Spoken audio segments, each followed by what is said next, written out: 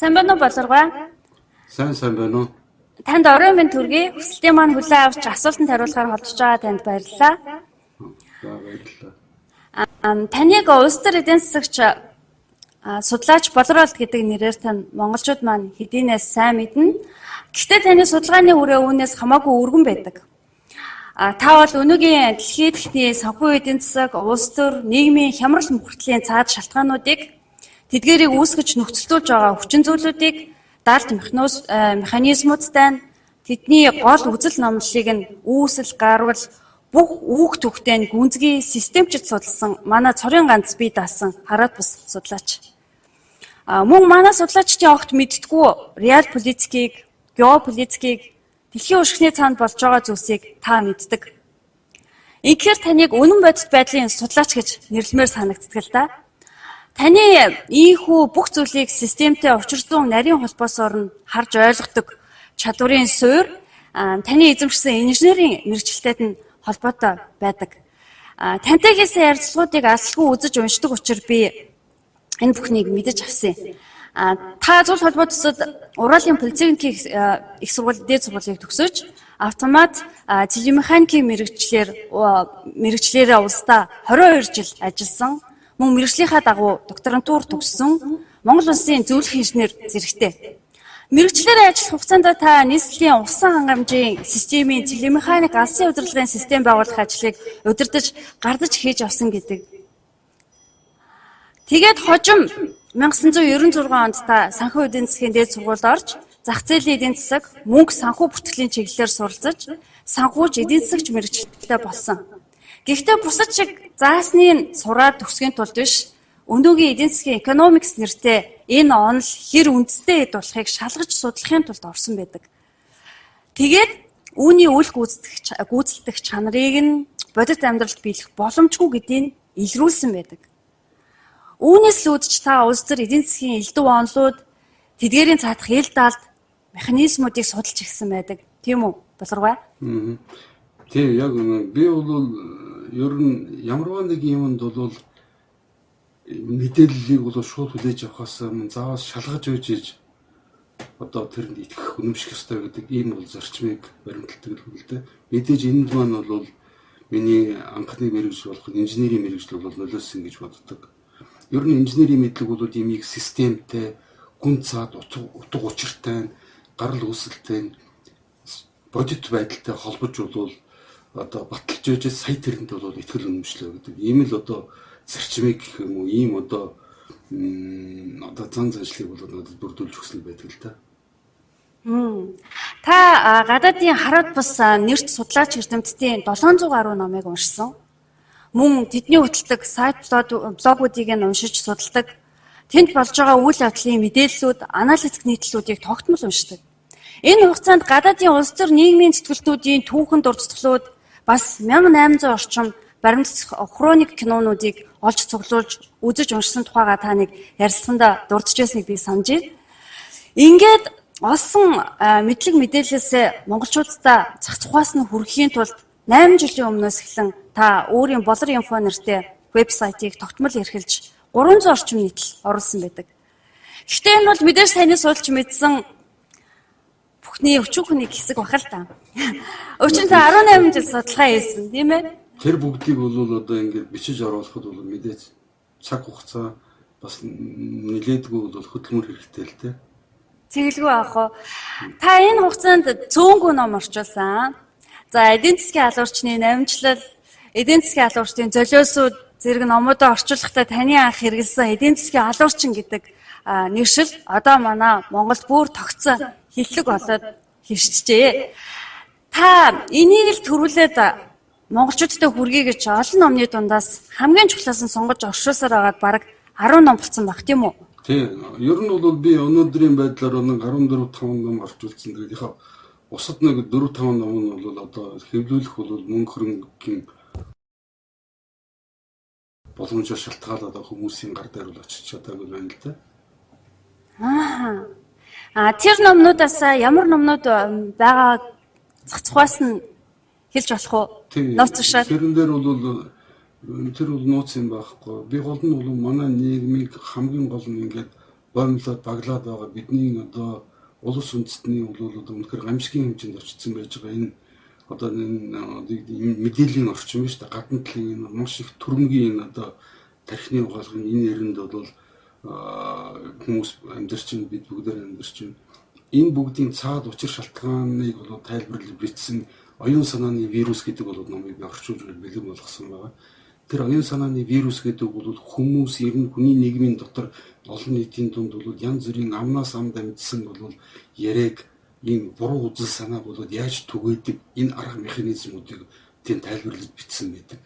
Тийм учраас бол би тэр номыг орчуулсан байгаа. Би тэгээд мөн бол хүүгэн мөнгөнийг бол эрен гэдэг энэ бас номыг бол орчуулсан байгаа. Хамгийн сүүлд бол би жилийн өмнө Гитлерийн нууц ноёдууд дэлхийн 2 дугаар дайныг бол өдөөсөн одоо энэ нацист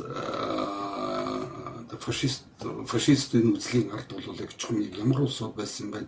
Гитлерийг хэн бол одоо зөвлөлт холбоод улс руу одоо турхирч ирсэн байна. Гитлерийн гараар бол одоо ямар улсууд ямар бол өөрсдийнхээ тэр далд санаа бодлого цаад зорилгыг бол гүйцэлдүүлэхээр бол тэрийг бүх талаар дэмжин тусдаж түүнийг бол Германы одоо засгийн эрхэнд гаргаж ирсэн энэ бүх юмнуудыг бол манай иргэд одоохондоо мэдэхгүй байгаа юм ажиглагддаг л та. Тийм учраас бол тэр номыг гаргасан байгаа. Мөн одоо 2017 онд бол Октябрийн хувьсгалын 100 жилийн тохиож байгаа учраас бол бас Октябрийн хувьсгалын тухай ер нь Октябрийн хувьсгалын тэй холбогдсон ойлголтууд бол манайхны ойлголт бол маш их одоо тийм одоо эндүүрэл төөрөгдлөг ихтэй. Тэрэн дотроос бол мэдээж хуучин нийгмийн бол үеийн суртал хуулгууд бас нөлөөлсөн юм байгаа. Гэхдээ хамгийн гол нь 90 оноос хойш бол манай үндсэндээ улс үндэстнийг одоо ингээд өөрийнх нь эрхшээлд оруулсан харийн одоо энэ пропаганда гэж ярьдаг шүү дээ. Энэ одоо суртал хуулгын энэ бол биднийг үндсэндээ бол манай ард түмний толгойг бол бүрэн эргүүлсэн байгаа байхгүй. Тийм учраас бол өнөөгийн бүх бол бид манай улс үндэстэнд бол бидний одоо бидэнд тулгарчаад байгаа энэ гай зовлонгийн хамгийн гол үндсийн нэг бол бидний хүмүүсийн дотор байж байгаа ойлголт төсөөллүүдийг өрдөөсөө бүрэн бол одоо оронгоор нэргүүлсэн байгаа. Энэ бүх хэргийн гол оршиж байгаа. Тийм учраас бол би бас энэ Октябрийн хувьсгалын ойлголт зориулсан бусад олон бол улс төрч эдийн засаг судлаачдын бол хувьд хүлээн зөвшөөрөгдсөн нэг номыг би орчуулад бараг дуусчихна л та одоо.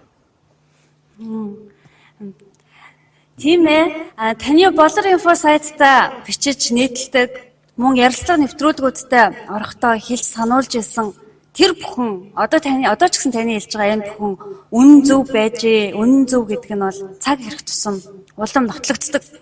Хүмүүс ч энийг бол одоо үнэхээр зовлонгороо бодит байдлаараа ойлгож мэдэрч эхэлж байна.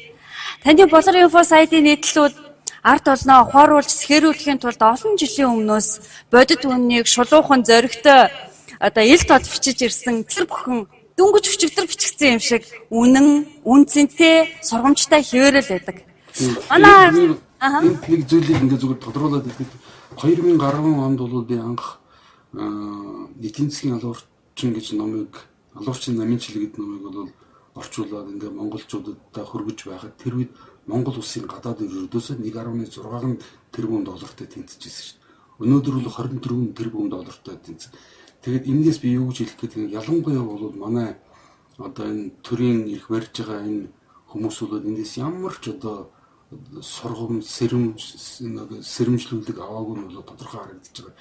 Тийм учраас тэр улсууд үнэхээр Монгол улсын одоо чинь төрийн ирэх барих Монгол улсын удирдагчдуу аль эсвэл бол өөр харь улсын одоо бодлогыг манайд явуулдаг улсууд гэдэг ийм асуулт бол үндсэндээ одоо нээлттэй өргөлдөж байна л да. Тийм ээ, санал нэг байна. Манай ард түмэн ер нь аливаа хүнд асуудал тулгархаар үргэлж квантум мэрэгдээсээ асуудаг уламжлалтай. Ялангуяа үн чудраг, олонний ихтгэл хүндэтгэл хүлээсэн ажил амьдралын туршлага өгөх ах настай хүнээсээ тэр хүнээ зорж очиж бүр үгийн сонсдог тийм сайхан заншилтай. Тийм ч болохоор би өнөөдөр тантай зорж холбогдсон учир маань ийм байна.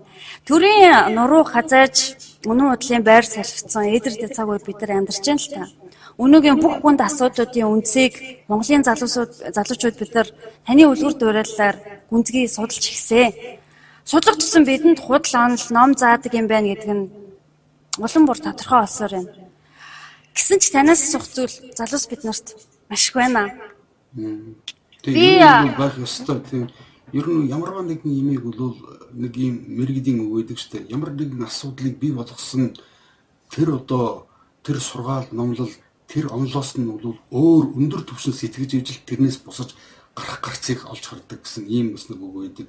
Тийм учраас бол өнөөгийн бол одоо энэ сонгуулийн өмнө бол чи бидний ярьслаг болж байгаа юм бас нэг тийм ач холбогдолтой гэж үзэж байна. Юу гэхээр бол манай хүмүүс бол энэ бүгдийн учрыг олсны үндсэн дээр сая энэний бол энийг бүх гаргалгааг энэс гарах гарцыг бол олж харах хэрэгтэй гэж.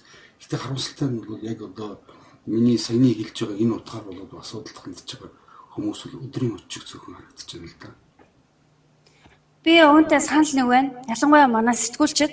За би бол сэтгүүлч биш. Гэхдээ сэтгүүлчд манай сэтгүүлчд болохоор альвааг үндсээр нарийн судалсан мэдлэгтэй хүмүүсээс хамгийн гол амин чухал асуудлуудаар ярилцлага хийж ийм чухал цаг үед одоо төр улсын хэргийг хилцэх тийм бодит чадвартай хүмүүсийг ярилцлага нэвтрүүлгүүдтэй ерөөсөө оруулдаггүй. Өдрийн очиг хаяа уруулахаараа тодорхой нэг чухал асуудлыг одоо ингээд асуудал дээр төвлөрөөд тэрнийгээ задлж яриулаад ярилцаад тэрэн дээр гаргалгаад дүгнэлт хийхээ оронд зүгээр ирээвэр хураал тийм асуултууд асууж байгаа л эсвэл нөгөө урьдчилан зочныхоо өнөр нь орж ярьж байгаа л нэвтрүүлгийн цаг нь дуусчихдаг. Байдал ийм байгаа болохоор тэдний хийхгүй байгаа ажлыг хэн нэг нь хийх ёстой байх л та.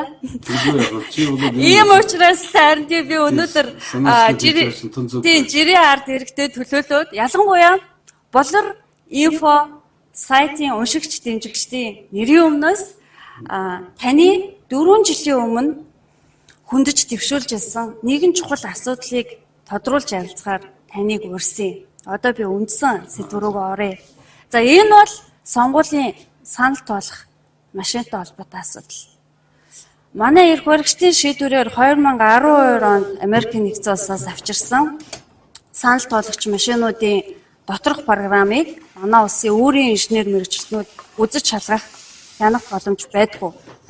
Ийм сэжиг бүхий битүү ар машинаар арайч 2016 оны түүхэн энэ хариуцлагатай сонгуулийн хувь заяаг шийдчихгүй байх гэж монголчууд өдийг хүртэл найдаж хүлээж байлаа. Гэвч борлого маань үндсэндээ тасарч байна. Учир нь хэдхэн хоногийн дараа улсын хурлын сонгуул болох гэж байна. Тэгэхээр бидэнд энэ асуудлыг бүр эхнээс нь дахиж зөвхөж ярихаас өөр ямар ч арга зам үлдсэнгүй дээ. Болоргой.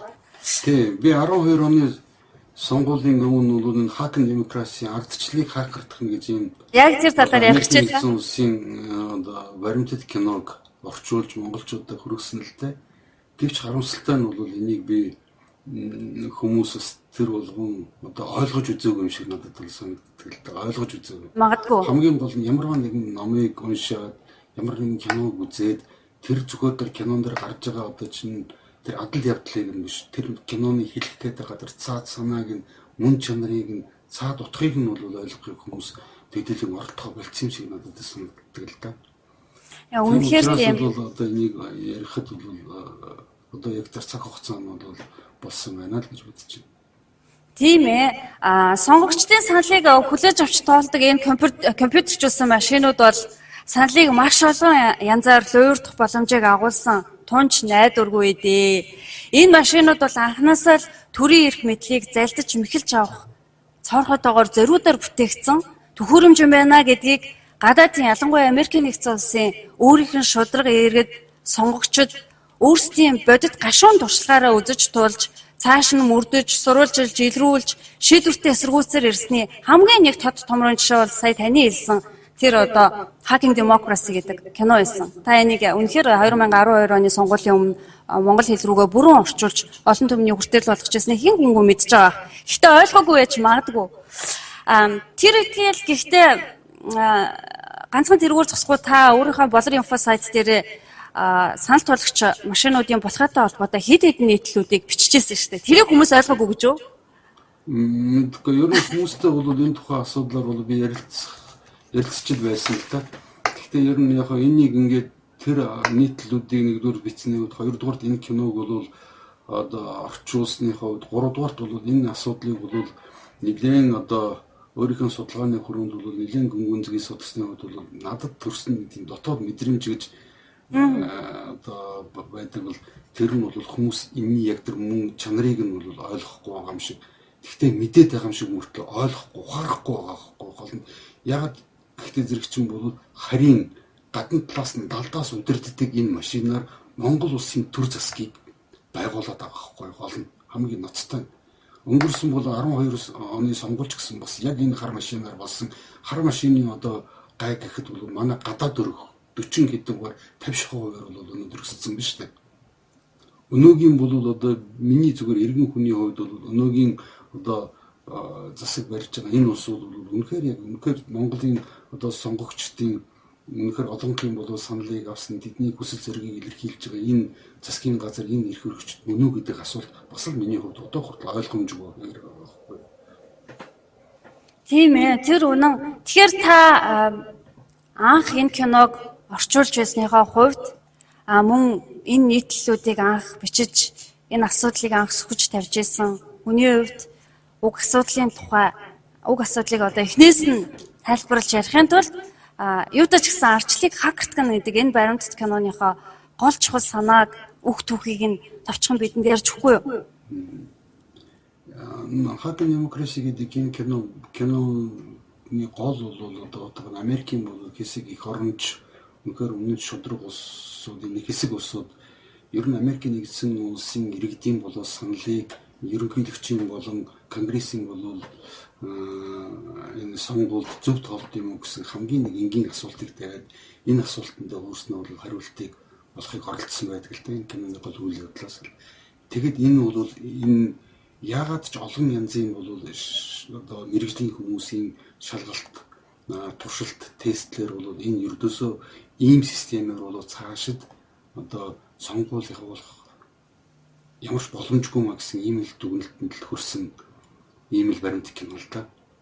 Тэгэхэд бол энийг яг манад оруулж ирж бол ингээд хэрэглэж эхэлсний тэй холбогдуулаад би энэ киног бол орчуулж бас хүмүүсийг манай иргэд бол үнний мөн чанарыг ойлгоос манай мөн одоо улс төрчид гэж одоо өөрсдийг нэрлэдэг энэ улсууд маань бол бас энэ бүгдийн бол цаад шалтгаан одоо цаад нөхцөл одоо хор уршгийг бол бас ойлгоосэй гэж л бодсны үндсэндээс энийг бол нэлээдгүй ус хөдөлмөр гаргаж орчуулж би хадмал орчуулах хийгээд интернет тавьсан л да.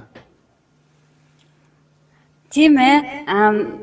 Таны тэр киног олон хүмүүс үзэж ойлгосон баг. Гэхдээ хоёулаа энэ ярилцлагынхаа явцад цаашдаа уг киноны одоо зарим хэсгүүдээс үзэж үзэгчтэйгээ цуг үзэж бас та давхар тайлбарлаад явж болох уу? Болно тэр бол. За ер нь манай хэвлэл мэдээллээр сонгуулийн санал туулагч машинтай холбоотой ямар мэдээлэл баримт гарч байгааг би сонирхож үзлээ л дээ. Today MN сайтын 2015 оны 12 сарын 14-ний мэдээнд дурдсанаар манай улсын хурлын дарга Зандаа үгийн бол ингэж өгүүлжээ. Монголчууд бол хардамтгай ард түмэн. Тиймээс бид хууль батлахдаа зориуд ухаалаг бус системээр зөвхөн санал тоолох үндсэн үүрэг бүхий машин авахар хуулиндаа тусгаж байсан гэж хэлсэн байна. Өөрөөр хэлбэл одоогийн манай энэ санал тоолж байгаа машин чинь зөвхөн одоо энэ машин чинь зөвхөн санал тоолох үүрэгтэй ухаалаг бус системтэй гэсэн байна л та тийм ээ. Тэгэхээр монголчууд бид чинь үнэхээр жирийн нэг болох тоолохын машиныг ор үндэсгүй хардаад байгаа ард түмэн болж таарад байна уу? Та санхүүч, эдийн засагч, судлаач, инженер төдийгүй бас электроникийн нарийн мэргэжлийн инженер хүн. Тийм ч учраас би таны сая оршил хэсэгтээ таны ямар мэргэжилтэй тухай товч ярьсан. Тэгэхээр энэ талаар та юу хэлэх вэ? Бид үнэхээр тийм хардамхай ард хүн болчиход ингээд байна уу? Гэхдээ яадлаа гэж. Ер нь бол ингээд энэ ардчилсан неолибералчд бол одоо биднийг тэдний одоо дэвшүүлээд байгаа урайл лозонгоос бидний бол бодит амьдрал авах бол ингээд хол зөрүүд ингээд тасраад байгаа. Энэ хоёр ойлголт чинь хоорондоо ингээд тасраад байгаа хүмүүс одоо ингээд асуудал тавьж ярихтай зэрэг бол та нар үнийг хардж байна. Эсвэл бол та нарыг наадах ярьж байгаа юм чи хуйлдааны онол гэж энийг заавал улзааруулахыг боддог. тэрнээс өөр бол эднэрийг яагаад бид нар хардаад байгаа гэдгийг бид одоо чинь бидэрт үнэхээр тайлбарлаж одоо энийг ор үндэстэй тайлбарлаж ойлгуулж энийг бол няцах хийхийг өртөөс оролддог байхгүй. Зүгээр л ямар нэгэн асуулт бол урдаас нь тавьдаг бол эсвэл та нар хардамтгай эсвэл та нарын наадах ярьж байгаа юм чинь хувилдааны онол гэдэг. Энэ бол зөвхөн ганцхан манайд биш. Ер нь бол энэ бусад улс орнуудад ч байдаг энэ ерөнхийдөө энэ неолибералчдын хэдлэг ганцхан ердөөсөө хүмүүсийн өмнөөс эдийг дарах мэх нөхгүй юм бол. Тийм учраас бол манай ард түмэн бол өөрөө энийг бол сэжиглэх одоо чинь хардах бүрэн хэрэгтэй бид нар. Яг бол зөвхөн энэ бол маш жижигхэн асуудал биш. Энэ өнөөгийн монголчуудын амьдрал ах уу ирээдүйн бидний одоо ирээдүйн хоочин бол одоо хувь зээг шийдэх чухал асуудал учраас энд бол олон удаа ярих хэрэгтэй. Энийг олон талаас нь бол хэлцэн ярьж энийг бол хардах энэ дээр бол нэг мөр бол одоо ямар эргэлзээгүй бид нар ойлголтод хүрэхийн төлөө байх хэрэгтэй гэж би бодож байна. Энэ үйл үндсэн хуулиар бол олгогдсон бол үндэс эрхүүдийн нэг шүү дээ. Тийм ээ. Тийм. За дахиад манай ерөнхий мэдээллээр гарсан мэдээ баримтуудыг шүүж үзье. Улсын хурлын дарга маань хэдхэн сарын өмнө тодорхойлбол 2015 оны 12 сарын 18-нд iTom.mn сайтад нийтлэгдсэн нэг ярилцлаганд ингэж тайлбарсан байхамаа. Энэ санал тоолох машин бол маш энгийн. Цагаан өнгийн 100 дүрс байгаа. Бөглсөн хар өнгөтэй болно. Харуу цагаан үг гэдгийг л бүртгэдэг. Бүртгэх явцдаа зургийг нэвлээд өгчдөг. Тэгэхээр хакердах боломж байхгүй. Энгийнээр хэлэх юм бол санал тоолох машин бол бидний мэдэх Canon-тай адилтай л да. Canon 2 үйлдэлтэй. Нэг тэр хар цагаан дүрсийг хянаж гаргадаг тоолуур, хоёрт хэвлэж гаргадаг. Canon Миогомби их болтын зургийг хийлээ гэхэд зандаа хүүгийн их болт миний зураг гарахгүй л байхгүй юу гэж ярьсан бах юм. За Canon гэдэг чинь уг нь фирмийн нэр өрсөн билүү болоргой. Тэгэхээр гэрлийн ойртын зарчмаар ажилладаг сканы машины үйлдвэрлэгчийн нэр үстэй. За энэ яах вэ те? Хамгийн гол нь улсын хурлын дарга маань хэлж байгаа энэ машиныг үнэхээр хакертж болохгүй юу гэдгийг шалгачих их амархан аруугаа. Энэ нь болохоор нөгөө л ардчлалыг хагартах баримтат киноны нэг хэсгээс үзэхэд энийг бол одоо ойлгомжтой болох байх л та тийм үү болрахаа. Тийм. Улсын хурлын дарга тэр Зандаагийн их болтын хийсэн мэдээллийг бол би бас тухайн үед нь харж л байсан л та. Энэ бол тийм хариуцлагагүй мэдээлэл байхгүй. Тэр хүн бол үнэхээр бол тэр өөрийнхөө одоо эзэлж байгаа энэ албан тушаалд үнэхээр ирдсэн бусад улсуудыг басамжилсан ийм одоо байдлаар бол энэ асуудалд хандж байгаа нь бол туйлын харамсалтай байгаа юм л та. Би зүгээр энд гэж хэлэхэд бол Зандаагийн их бол яг битээр нэг мэрэгчдэр төгссөн надаас бол одоо чинь 2 жилийн дараа төгссөн юм хүн л дээ. Гэхдээ бол Зандаагийн их бол мэрэгчлэрээ үндснээр нэг ч өдөр ажиллаагүй юм багхгүй юу. Яг нь тийм учраас бол одоо манайрт бол одоо өөртнөөс дутуу ойлгогдсон бас имийг бол одоо гүн гүнзгий хараагүй юм бол алдаа оноо байхыг үсэхгүй л дээ. Гэхдээ би бол энэ системийг бол одоо нэлээд сайн судалж үзсний хувьд бол Инголтын яриад байгаа шиг энэ бол огтхон ч зүгээр нэг юм кино одоо ийм хувилдаг машинтай бол зөөрлж ойлгож болохгүй байхгүй. Энэ бол програмаар удирддаг. Програмаар удирдана гэдэг бол хүмүүсийн хэсэг бүлэг хүмүүсийн бичсэн урдаас ингээд төлөвлөж бичсэн тэр одоо чинь зарчмын дагуу ажилладаг. Тэр одоо програмаар удирддаг энэ машинаар бол одоо бид нэр өөрийнхөө төр засгийг бүрдүүлээд байгаа нь маш ноцтой асуудал байгаа. Яг гэвэл ер нь бол ингээд зарим хүмүүсийг ингээд сонсоод байхад ер нь одоо орчин үеийн дэвшилтэй техник технологиг нэвтрүүлж байгаа гэж яриад байгаа. Гэхдээ бол мэдээж бол би бол одоо юу орчин үеийн техник технологийн эсрэг байгаа юм биш байхгүй.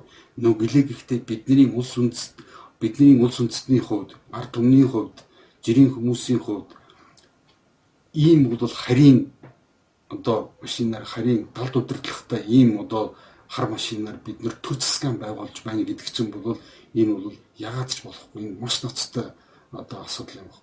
Ягаад гэвэл одоо энэ кодоор бол програмын кодоор удирддаг энэ машинууд бол маш олон янзын энгийн жирийн хүмүүс бол одоо сайн мэддэггүй маш олон янзын нэг одоо хакердах одоо энэ монголоор энийг хэрэг тайлбарлаж гэдэг юм бол програмын кодонд нэвтрээд энийг бол тодорхой нэг бол бүлэг улсуудад ашигтай байдлаар бол энийг хийж болдог. Ийм маш олон цорх байгаа байхгүй.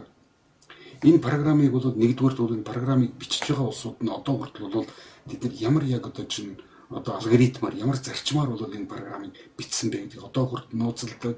Хоёрдугаарт бол энийг одоо тэр кинон дээр бол байгаа шүү дээ. Энийг ямар нэгэн бол байгаар тест шалгасан юм байхгүй. Зүгээр батламж өгдөг нэг компанид бол тодорхой мөнгө төлөөд одоо тэднэрээр бол нэг тийм одоо дүгнэлт бичүүлж аваад бичүүлж авсан ийм бол одоо хэсэг бол гар тэр кинон дээр байдаг шүү дээ.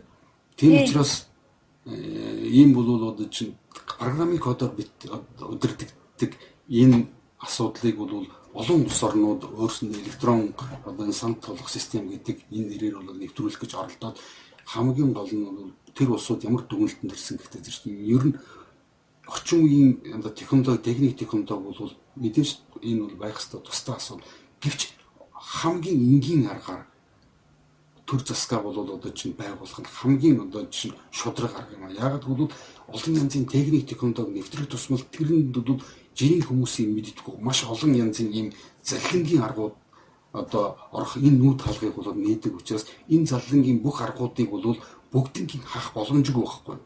Тийм учраас хамгийн энгийн арга бол нөгөө одоо цаасан дээр бол одоо ингэж одоо тэмдэглээд тэгээд тэрийг бол цаасаар нь тоолдог энэ арга бол хамгийн энгийн хамгийн найдвартай арга гэсэн энэ дүгнэлтэнд хүрсэн байдаг байхгүй.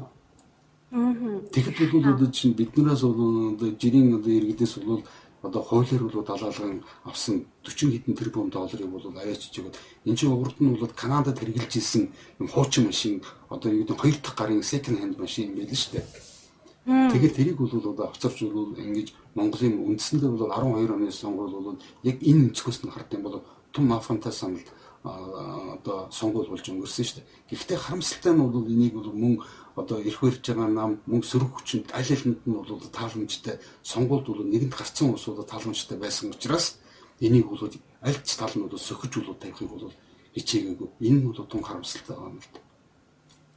Одоо бол энийг бол дахиад бол энэ системээр явуулна гэж байгаа бол үндсэндээ бол хүмүүсийг санал өгөх гэж байгаа хүмүүс санал өгөх гэж одоо санал хураах хэсгийн хорооны байранд бол очиж байгаа хүмүүс бол тэр сонгуулийг зөвхөн хүчинтэй байлгах гэж л тэр хүмүүсийг тэнд цуглуулж байгаа байхгүй юу.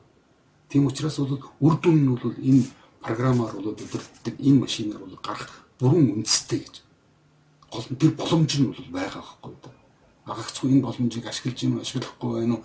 Ашиглаж байгаа бол яаж ашиглаж яах гэдэг юм бол одоо чинь хинтж мэддэхгүй юм гэдэг өнгөрсөн одоо ч бол тэгж өнгөрөх гэж байгаа байхгүй. Тэгээд энэ байдлыг одоо сайн шалгаж тодруулахын оронд улсын хурлын дарга маань канонтай адилхан машин гэж тий. Тэр бол яаж ард түмэндээ шууд ингэж хэлнэ гэдэг бол маш бүдүүлэг маш аимшиг. Хөдөөгийн нэг одоо нэг малчин юм уу хөдөөгийн энэ бол техник технологи мэдхгүй хүнд бол тэгж ярил тэр хүн үнэмшгүй хал та. Тийм би бас энэ холдын хувьд бол дэндүү бол одоо өөрийнх нь албан тушаанд эрдсэн бардсан бусад одоо ард түмнүүдийг бол үнэхээр басамжилсан ийм бол ярьцлага өгсөн байсан бол би үнэхээр тухайн үед харамсал өрсөн л доо. Би бас тэгсэн. Тэгээд хамгийн гол нь ардчлалыг хагартгах гэдэг энэ баримтат кинон дээр хүртэл яг одоо манай улсын хурлын даргын хилээд байгаа тэр канонтай адилхан гэдэг оптик скан машинуудыг тийм ээ яаж саналын эцсийн дүнг нь эсрэгээр өөрчилж сонгогчдын өгсөн бодит саналаас тис өөр хариу гаргаж байгааг бүр энгийн нэг туршилтаар нотолж харуулдаг штэ тийм үү болоогүй. Тэгэхээр та энэ киноны хэсгийг бас үзүүлж байгаад тайлбар хийж бас илүү ойлгомжтой болгож өгөх байх гэж би бодож байна. За тэгээд тэр туршилтан дээр хамгийн гол нь дахиад хэлэхэд бол манад хэрэгжилж байгаатай яг адилхан оптик скан машины одоо тэр санал тоолох үүрэгтэй машин байдаг.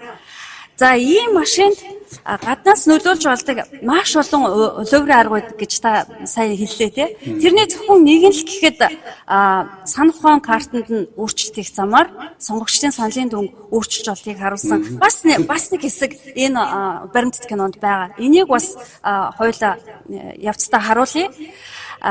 Тэрнээс гадна санал тоолох машинуудад гаднаас нөлөөлж үр дүнгүй нь өөрчилж болдог ямар арга замууд байдаг вэ гэсэн чинь таны нийтлэлүүд дотор ийм арга замуудыг бичсэн байна л да. Саналуудыг нэгтгэн тоолж ялагчийг тодруулдаг тэр төв нэгтгэн тооцоолох машиныг хакерт нь гинэ. Энэ яг яана гэсэн үг та товч тайлбарлаж өгөөч. Ийм байгаа. Хэсгийн хороонууд дээр бол одоо чинь санал тоолох машинууд юм 4-5 одоо нэг 10 машин тавьсан байх гэж бодъё л да. Тэгэхэд 10 машин бүхэнд бол одоо чинь одоо санал өгж байгаа одоо 5 номерын машинд бол одоо юу гэдэг нэг 500 хүн санал өгсөн байдаг чинь 500 хүмүүс нь 500-уулаа одоо нэгнийхээ өгсөн саналыг мэддэггүй байхгүй юу? Би бол одоо ингээд нэг хүнээс асуугаад чи одоо хэний төлөө санал өгсөн гэхэд нь тэрний төлөө өгсөн гэж хэлнэ. Гэхдээ яг тэр хүн бол тэрэнд өгсөн ч юм уу өгөөгүй ч юм уу тэр хүний зүгээр тэр үгэнд нь итгэхээс өөр аргагүй байдалд орж байгаа шүү дээ. Нэгдүгээр. Хоёрдугаар ер нь тэр 500 хүн 500-уулаа бие биенийхэн бол ямар саналыг өгөхгүй байж байгаа. Яг энэ дээр ч л залхин хийгээд байгаа байхгүй юу? Ойлгож байна? Тэгтээ зэрэг чинь хэрэг 500 хүн 500-уулаа бол одоо чинь би ийм санал өгсөн. Би одоо ингэ 200 нь бол А хүний төлөө өгсөн, 300 нь бол Б хүний төлөө өгсөн гэж өөрснөө мэдчих 500-аа зогсож байгаад ингээд тэрийг шалгах гэж шал өөр дүн гарч байгаа байхгүй. Нэгдүгээрт асуудал. Хоёрдугаарт бол тэр санал одоо хэсгийн хороонууд дээр байж байгаа тэр 5 номерын одоо санал тоолох машинд бол одоо сонгуулийн одоо санал хураалтын энэ үйл явц дуусаад 10 цагт хаагаад бол тэрийг одоо ингээд машинд бол одоо санал өгсөн улсуудын тоог нь ийм тусгай бол одоо ийм картриж гэж бол нэрлэдэг байгаа. Тэр бол зүгээр ийм одоо чинь санах он ийм байгууламжтай одоо манайхны бол мэддгийн флаш байгаа байхгүй юу? Тэр флашнд бол уншуулад тэгээд тэрийгээ бол одоо чинь төв машин руу тэр флашаа явуулдаг. Тэгээд тэр төв машинд бол тэр флашнд орсон саналыг нь уншуулад төв машин руу уншуулад тэгээд төв машин дээр бол одоо чинь бусад одоо бүх машинуудын одоо саналыг нэгтгээд тэгээд бол нэгтгсэн дүнгээр нь бол ялагчийг тодруулж зарладаг ийм зарчмаар бол ажилладаг машин байхгүй юу. Тэгвэл зэрэг чинь бол одоо чинь одоо тэрэн дотор хийж болох тэр залхингуудын нэг нь болох тэр зэрэг чинь бол машинд бол орж байгаа тэдэн намрын машин дээр тичнээн хүн тим санд өгсөн гэдгийг мэдэхгүй байгаа байхгүй юу. Хүмүүс хинч мэддэггүй байхгүй юу. Би хэлж штэ дахиад хэлэхэд зүгээр нэг 5 намрын машинд одоо чинь 500 хүн санд өгсөн гэж төсөөлөд үзтээ. 500 хүн 500-уулаа бие биенд мэдэхгүй байгаа хгүй ямар санд өгсөн гэдгийг сонгуулийн хэсгийн хорооны усууд ч мэдэхгүй байгаа хгүй. Тэг тэрийг ашиглаад бол мөн тэндээс явж байгаа улсуудын саналыг төв машинд очихоос өмнө бол залилдаг арга нээлттэй байгаа хгүй. Ойлгож байна? Мөн төв машин дотроо бол одоо жишээ нь тэрийг боловсруулахдаа бол нэгтгэн боловсруулах шатнд нь бас ийм залхингийн аргууд бол хийж болох бүх юмнууд нь одоо үе талханд нээлттэй байгаа байхгүй. Тэгэхээр бас хэсгийн ороонууд дээр байрлаж байгаа тэр санал тоологч машинуудын ажиллагааны програмын их кодонд нэвтрэх гэж бас нэг тийм хэлээд байгаа юм л та. Тэгэхээр тэр бол бүр урдчлан бэлдсэн зүйл ах юм тийм ээ? Тий, бурдсан бэлдсэн тэр бол одоо нэг програм ингээд бичлэх чинь тэр бол тусгай ямар нэгэн удирдлагаар одоо бид нар бол одоо чинь гар утсаар ингээд мессеж явуулдаг юм уу? Яг одоо чинь юугаар бол тэр чинь хит хитэн гормоор ажилладаг байхгүй. Хэрвээ шалгах гэхэд нь бол одоо чинь зөв гормоор нь ажиллуулчихна. Тэгээ шалгалтын усад гараад явсан гут нь нөгөө ажилладаг гормын дээр бол тэрийг чинь заавал очиад салах хэрэггүй зүгээр хармын дотроо ингээд одоо чинь тавчлуур дараал болоо байхгүй. Тэр чинь тэгээд тэр чинь өөр гормоор ажилладаг хэлдэг байхгүй. Хоёрдугаарт нь би дахиад бол чиний анхаарлыг юунд хандуулахыг хүсэж байна гэхээр хамгийн гол нь тэр машинуудыг одоо сонгуулийн одоо үйл ажиллагаа дууссаны дараа тэр хэсгийн хороон дээр байрлаж байгаа тухайн номерын одоо санал тоолох машинаас төв машин руу бол одоо зөөж байгаа штэ. Төв машин руу бол флашаар зөөж байгаа. Мөн бол хөдөө аймаг орон нутгуудаас бол одоо чинь кабель мөн өөр вайрлес сүлжээгээр өөр бол одоо долгионуудаар бол төв сонгуулийн одоо улсын сонгуулийн ерөнхий хороонд бол одоо ингээд саналаа нэгтгэж байгаа штэ. Тэдний хооронд бол энэ дамжуулах бол одоо энэ сувгууд дээр нь мөн хакердах боломжууд бол бүрэн нээлттэй гэж байгаа байхгүй да. Тийм учраас техникийн асуудал гэдэг чинь өөрөө зүгээр ингээд хүмүүсийн одоо чинь энэ техникийн асуудлыг сайн мэдэхгүй хүмүүсийн хувьд бол техник технологи юм шиг ойлгогдоод байгаа боловч энэ бол дэндүү хүмүүсийн амин чухал асуудал дээр техникийн асуудлыг хэрэгжиж болдгоо юм аа гэдгийг дахин хэл.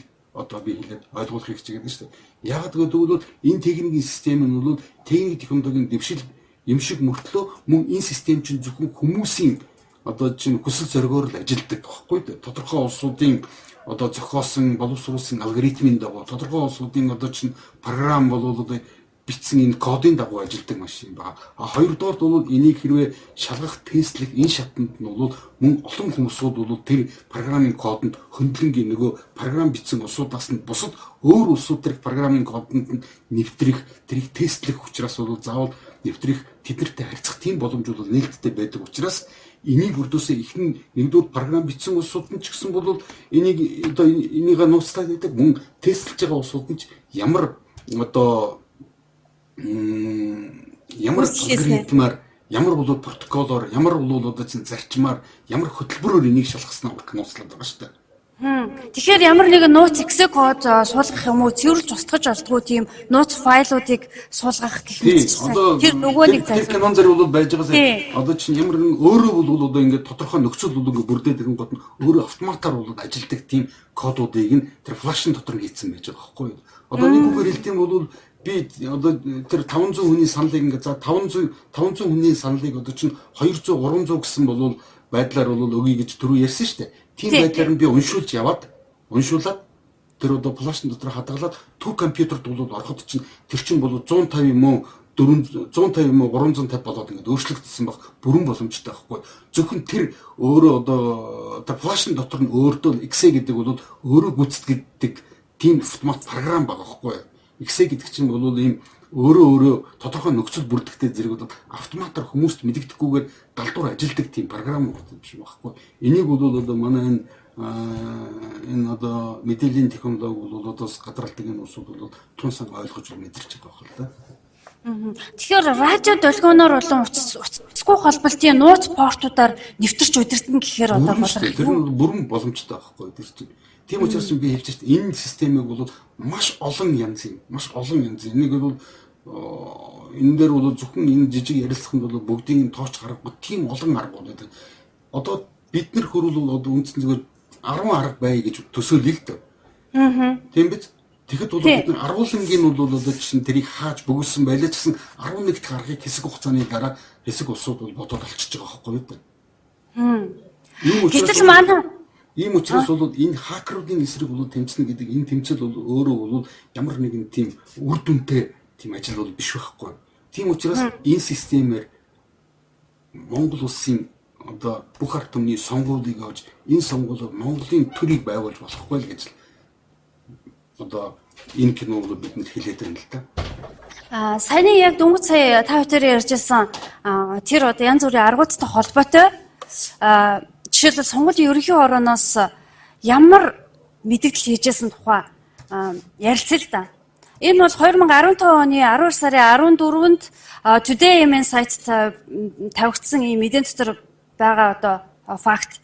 Юу гэхээр манай сонгуулийн ерөнхий орооноос улсын хурал дахь ардчилсан намын бүлгийн хуралдаан дээр хийсэн мэдээллээр хар машинд утсаар юм уу тусгай удирдлагын програмын аргаар нөлөөлөх ямар ч боломжгүй гэдгийг тодтогсон гэж хэлсэн байна. Тэд нэр тодтогно гэдэг чинь энэ бол зүгээр нэг тийм хүний яриа зүгээр л нэг тийм мэдээлэл хийж байгаа болохоос энэ нь бол бид нар одоо юу гэх юм тэр хүний мэдээлэл хийж байгаа хүний тэгж хэлсэн үгэнд нь итгэхээс өөр ямар ч арга байхгүй. Тэрийг хэн ч шалгах тогтоогоогүй байхгүй.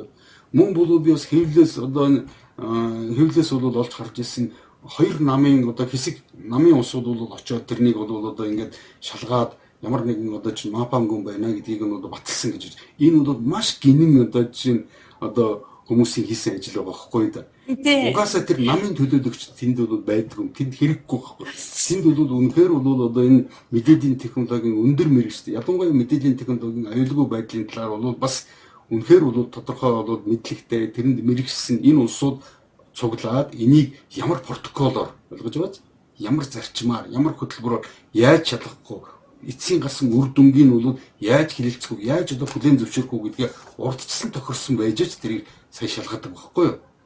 Тэгэхээс бол одоо юу гэдэг энэ чинь юу ч мэдэхгүй хэсэг улсуудыг бол авчиж үзүүлээд нөгөөдөл нь бол хармандаа гараа хийж зогсож байгаа. Энэ зүгээр юм бэ гэд энэ бол маш гинэн гэж зүгээр яг хамгийн зөөлхнөр хэлэхдээ гинэн гэж хэлмээр ийм үйлдэл болсон байхгүй.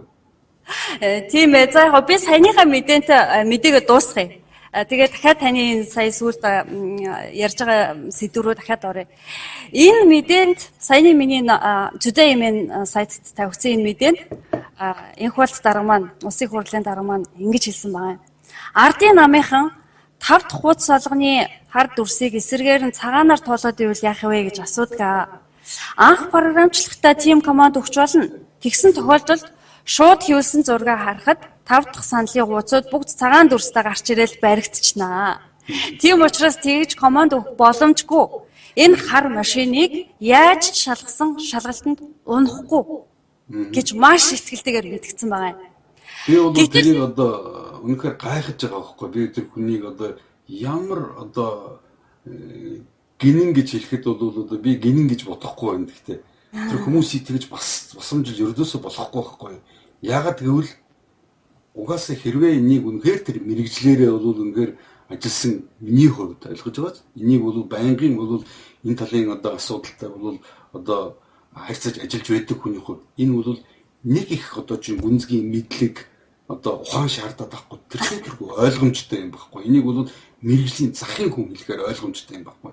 Яагаад гэвэл бол програм гэдэг бол зөвхөн машин дотор одоо програмаар ажилладаг машинд одоо бид нар гар утсанд бол энэ хүмүүс машинд олон янзаар нөлөөж болно. Гэхдээ энийг бол батлахын тулд нэг жишээ авч үзье л да. Бид нар бол нэг гар утсаа ингээд одоо хүн бүхэн мэдж байгаа. Тэгэхэд гар утас нь ямар нэгэн одоо утас залгаагүй ямар нэгэн хүн гаднаас нээгдэг байхад гар утас чинь өөрөө дуурайд яриад ингээд байна гэдэг чинь бол тэрэнд ямар нэгэн одоо бидний нүдэнд харагдахгүй байгаа болохоос тэд нар чинь тодорхой сервертэй холбогдсон байгаа нь бол одоо тодорхой шүү дээ. Бидний утсан яриад байгаа. Гэхдээ тэр чинь бол одоо юу гэдэг ямар нэгэн одоо чинь одоо дамжуулагч утас кабелүүд холбоогүй учраас энэ бол байхгүй байна гэж хэлж огт болохгүй байгаа байхгүй. Одоо чинь энийг бол энгийн бол хүн бол одоо битгий хэл тэ одоо зүгээр 10 жилийн хүүхдүүд гэсэн энийг бол ойлгож байгаа байхгүй. Гэхдээ ардчсан улсын хурлын дарга маань болохоор энийг чи ухаалаг бус систем гэж нэрлээд бидний толгойг эргүүлэх гээд байгаа шүү дээ. Тэгэхээр ийм нэг юу байна л та? Баримт байна л та. Black box voting ballot tampering in the 21st century гэдэг ийм ном 2003 онд Америкийн нэгдсэн улсад хэвлэгдсэн байна. За энэ номыг орчуулах юм бол нэрийг орчуулах юм бол яг хар машинтай санал хураалт 21-р зуун дахь саналд хөндлөнгөөс оролцох ажиллагаач гэдэг юм уу. За ингэж орчуулсан тийм ээ. За энэ номыг бичсэн автор маань болохоор хэн байсан бэ гэхээр нөгөө ардчлалыг хакертах нь баримт кинонд гардаг нөгөө бүх булхайг мөрдөж одоо шалгах тэр санаачлагыг гаргаж яг удирдах явж байгаа Бэв Харрис гэдэг настай эмэгтэй байдаг шүү дээ. За тэр эмэгтэй бичсэн ийм ном байгаа. За энэ эмэгтэй одоо 2002 оноос хойш энэ асуудлыг судлаад 14 жил өнгөрсөн байна. Энэ хүн Black Box Voting гэдэг нэртэй вебсайт ажиллуулж байна. За энэ дээр бол одоо байнга шинжлэгдэж, шинэ судалгаанууд, шинэ мэдээллүүд орж байна. Тэгээд энэ сайт дээр Бэв Харрис энэ одоо Black Box Voting гэдэг энэ номоо онлайнаар үндгүү одоо уншигчдад ингэж тавьсан байна. За энэ номны 5 дугаар бүлэг дотор одоо манай улсын хурлын даргыг хилээд байгаа тэр нөгөө санал тоолох үндсэн үүрэг бүхий оптик скан машины тухай бүхэл бүтэн одоо хэсэг байгаа. Энэ дээр юу гэж хэлсэн байна гэхээр энэ машин бол энэ оптик скан машин бол бусад боловсронгуй нөгөө мэдрэгч дэлгэцтэй санал хүлээж авдаг машинуудаас огт дутхааргүй тийм их одоо булхаал өөрийг одоо булхаал өөр хийж болох тийм цорхог агуулсан машин шүү гэдгийг бол бүр тайлбарлаад яагаад гэдгийг хүртэл одоо тайлбарлаад ингэж бичсэн байна л да. Энэ номыг цагаан ордон хүртэл одоо захиалж авсан байна. Тэгээд зөвхөн онлайнаар гэхэд хагас сая хүн одоо татаж авч уншсан. Тэр битэл Осама бин Ладеныг хүртэл баривчилж одоо баримтлах ажиллагааны дараа түүний номын сангийн тавгар дээрээс хүртэл энэ ном олдсон гэсэн ийм фактууд байд юм байна. Сонирхолж хэлээ.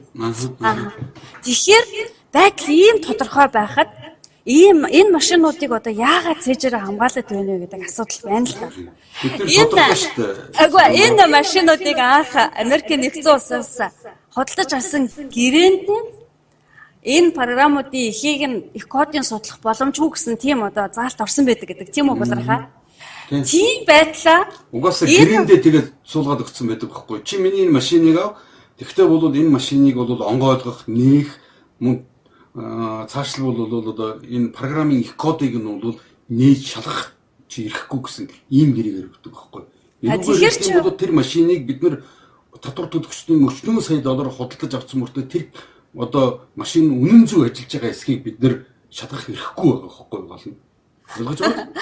Тэгэхээр тэр бол тэр машиныг хийж байгаа тэр машины тэр кодыг бол удирдах ажиллаж байгаа улсууд нь үндсэндээ тэдний Монголын төрийг төхнүүлээд одоо байгуулад байгаа байхгүй юу? Тэдний төртэй улсууд нь гарч ирээд байгуулад байгаа байхгүй. Нэг хоёрдугаар бол чи түрүү хэллээ шүү дээ. Яагаад тэд ингэ цээжээрээ хамгаалаад зүтгэхэд ирнэ гэсэн чинь яагаад бол тэр чинь 40 хэдэн тэрбум төгрөг авч төгссөн нэгдүгээрт. Хоёрдугаарт бол 12 оны сонгуул явуулсан тийм үү? Тэрнээс хойш Монгол улсын бол одоо улс үндэстний хувьд бол маш хохиролтой олон үйл явдлууд болж өнгөрлөө шүү дээ. Монгол улсын бол гадаад өрөөл үндсэндээ бол 40 хэдэн хувь 50%-аар бол өсчлөө. Олон бол одоо хүн ардын эсрэг, ард түмний эсрэг бол шийдвэрүүд гарлаа. Энийг бол тэд нар одоо бид нар буруу хийж гэж хэлэх үндэс байхгүй байхгүй юу? Эдгээр тэр чигээрээ зүтгэл дуусгах байхгүй юу? Тэд нар хизээж хүмүүс хингийн одоо юмд гэрэн ханддаг байхгүй юу? Тэд нар буруу хийж гэж хизээж тэрийг одоо хүлээн зөвшөөрөх тэр бол одоо босхийг аль хэдийн давцсан байхгүй бид нар. Тэдэд буцах зам байхгүй болсон байхгүй ойлгож байна. Тийм учраас бол энэгээр бол одоо чинь сонгуул явж байгаа энэ нөхцөлд бол би хэлээд байна шүү дээ. Сонгуул өгнө гэдэг бол энэ сонгуулийг нь зөвхөн хүчинтэй болгох гэж хүмүүсийг тэнд авчиад байгаа байхгүй. Гэвч урдаас тохиролцсон энэ одоо байдлаар бол энэ сонгуулийн энэ одоо програмаар бол одоо хэнийг хаана ямар тойрог дээр гаргаж ирэхийг бол урдцсан тохирцсон байхыг үгүйсэхгүй байхгүй. Тэр бүх техникийн боломжууд нь нээлттэй байгаа байхгүй нөгөө талд гэж байна шүү дээ. Би гол нь тэрийг бол юу гэж хэлэхдээ чинь манай одоо энэ хуулийг баталсан энийг бол хэрэгжүүлээд манай хэрэгжүүлээд байгаа нөхдүүд мөн бол энэ машиныг үйлдвэрлэсэн компани энэ машиныг бол манайд нийлүүлэхэд зуучилсан бол одоо улс эдгээр чинь бүгд нөгөө тал болчиход байгаа байхгүй гол нь. Ойлгож байна уу? Тэднэрт бол энэ бүх боломжууд нь нээлттэй байгаа байхгүй. Хамгийн гол нь тэгээ яаж шалгасан шалгалтанд унахгүй гэж баталж ийн гэж одоо тэр битүү харин тэгэж шүү дээ. Та тэгэхээр энэ юу гэсэн үг гэхтэй зэрэг чинь хаанаас мэдчихээ тэгээд байна. Энэ юу гэсэн үг гэхтэй зэрэг чинь тийм үү? Та нар намайг гэхлээр хулгайч гэдгийг нотолчих гэж байгаа байхгүй юу да. Нотолж чадахгүй бол би хулгайч гэж гэсэндээ адилхан байхгүй юу да. Ойлгож байна уу? Гэхдээ хамгийн гол нь имийг мэдчихэж байгаа байхгүй. Тэр мэдээллийг жирийн хүмүүс олж явах боломж маш хомсдол гэдгийг мэдчихэж байгаа байхгүй. Ойлгож байна? Тийм, ойлгож байна. Ямар нэгэн бол одоо чинь гэмт хэргийг заавал шууд нотлох одоо нотлох баримтуудаар бол бас нотлдгүй шүү дээ. Энийг чинь дандаа бол өөр тойруу замаар өөр бол давхар нотлохоо хийжээж бол энийг гарцаагүй бол одоо энэ логикийн нотлохоо гэж ярьдаг шүү дээ. Энэ хууль зүйн бол энэ тусгай ойлголтууд байдаг. Тийм бол байдлаар бол бид нар ойлголтод байгаа байхгүй. Тэгээд бол ялангуяа манайхын бол энэ уул уурхайн одоо Монгол улсын байгалийн нөөц баялагийг бол гадаадын компаниуд эзэмшиж байгаа энэ бүх юмд чинь манай энэ гадаадын зүгээс бол манай дотоодын энэ сонгуулийн эцсийн үр дүнд бол тэд нар маш их ашиг сонирхлын зөрчилтэй байгаа байхгүй юу? Тийм учраас яг тэрнтэй тохируулж бол энэ хар машиныг оруулж ирсэн. Хар машинаар бол одоо 12 оны сонгуулийг оолсон.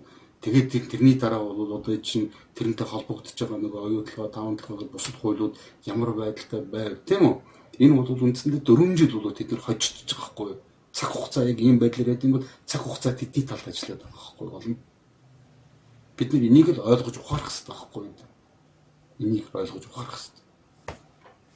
Энэ хар машиныг эсэргүүцээ зогсооч байх гэж найдаж байсан л да. Би хувьдаа өнгөрсөн 12 сарын 10-нд жишээлбэл улс төрийн 21 намын төлөөлөл жагсаа суулт зарлаад сонгуулийн хар машиныг эсэргүүцлээ гэдэг бөө мэдээ гарчилсан.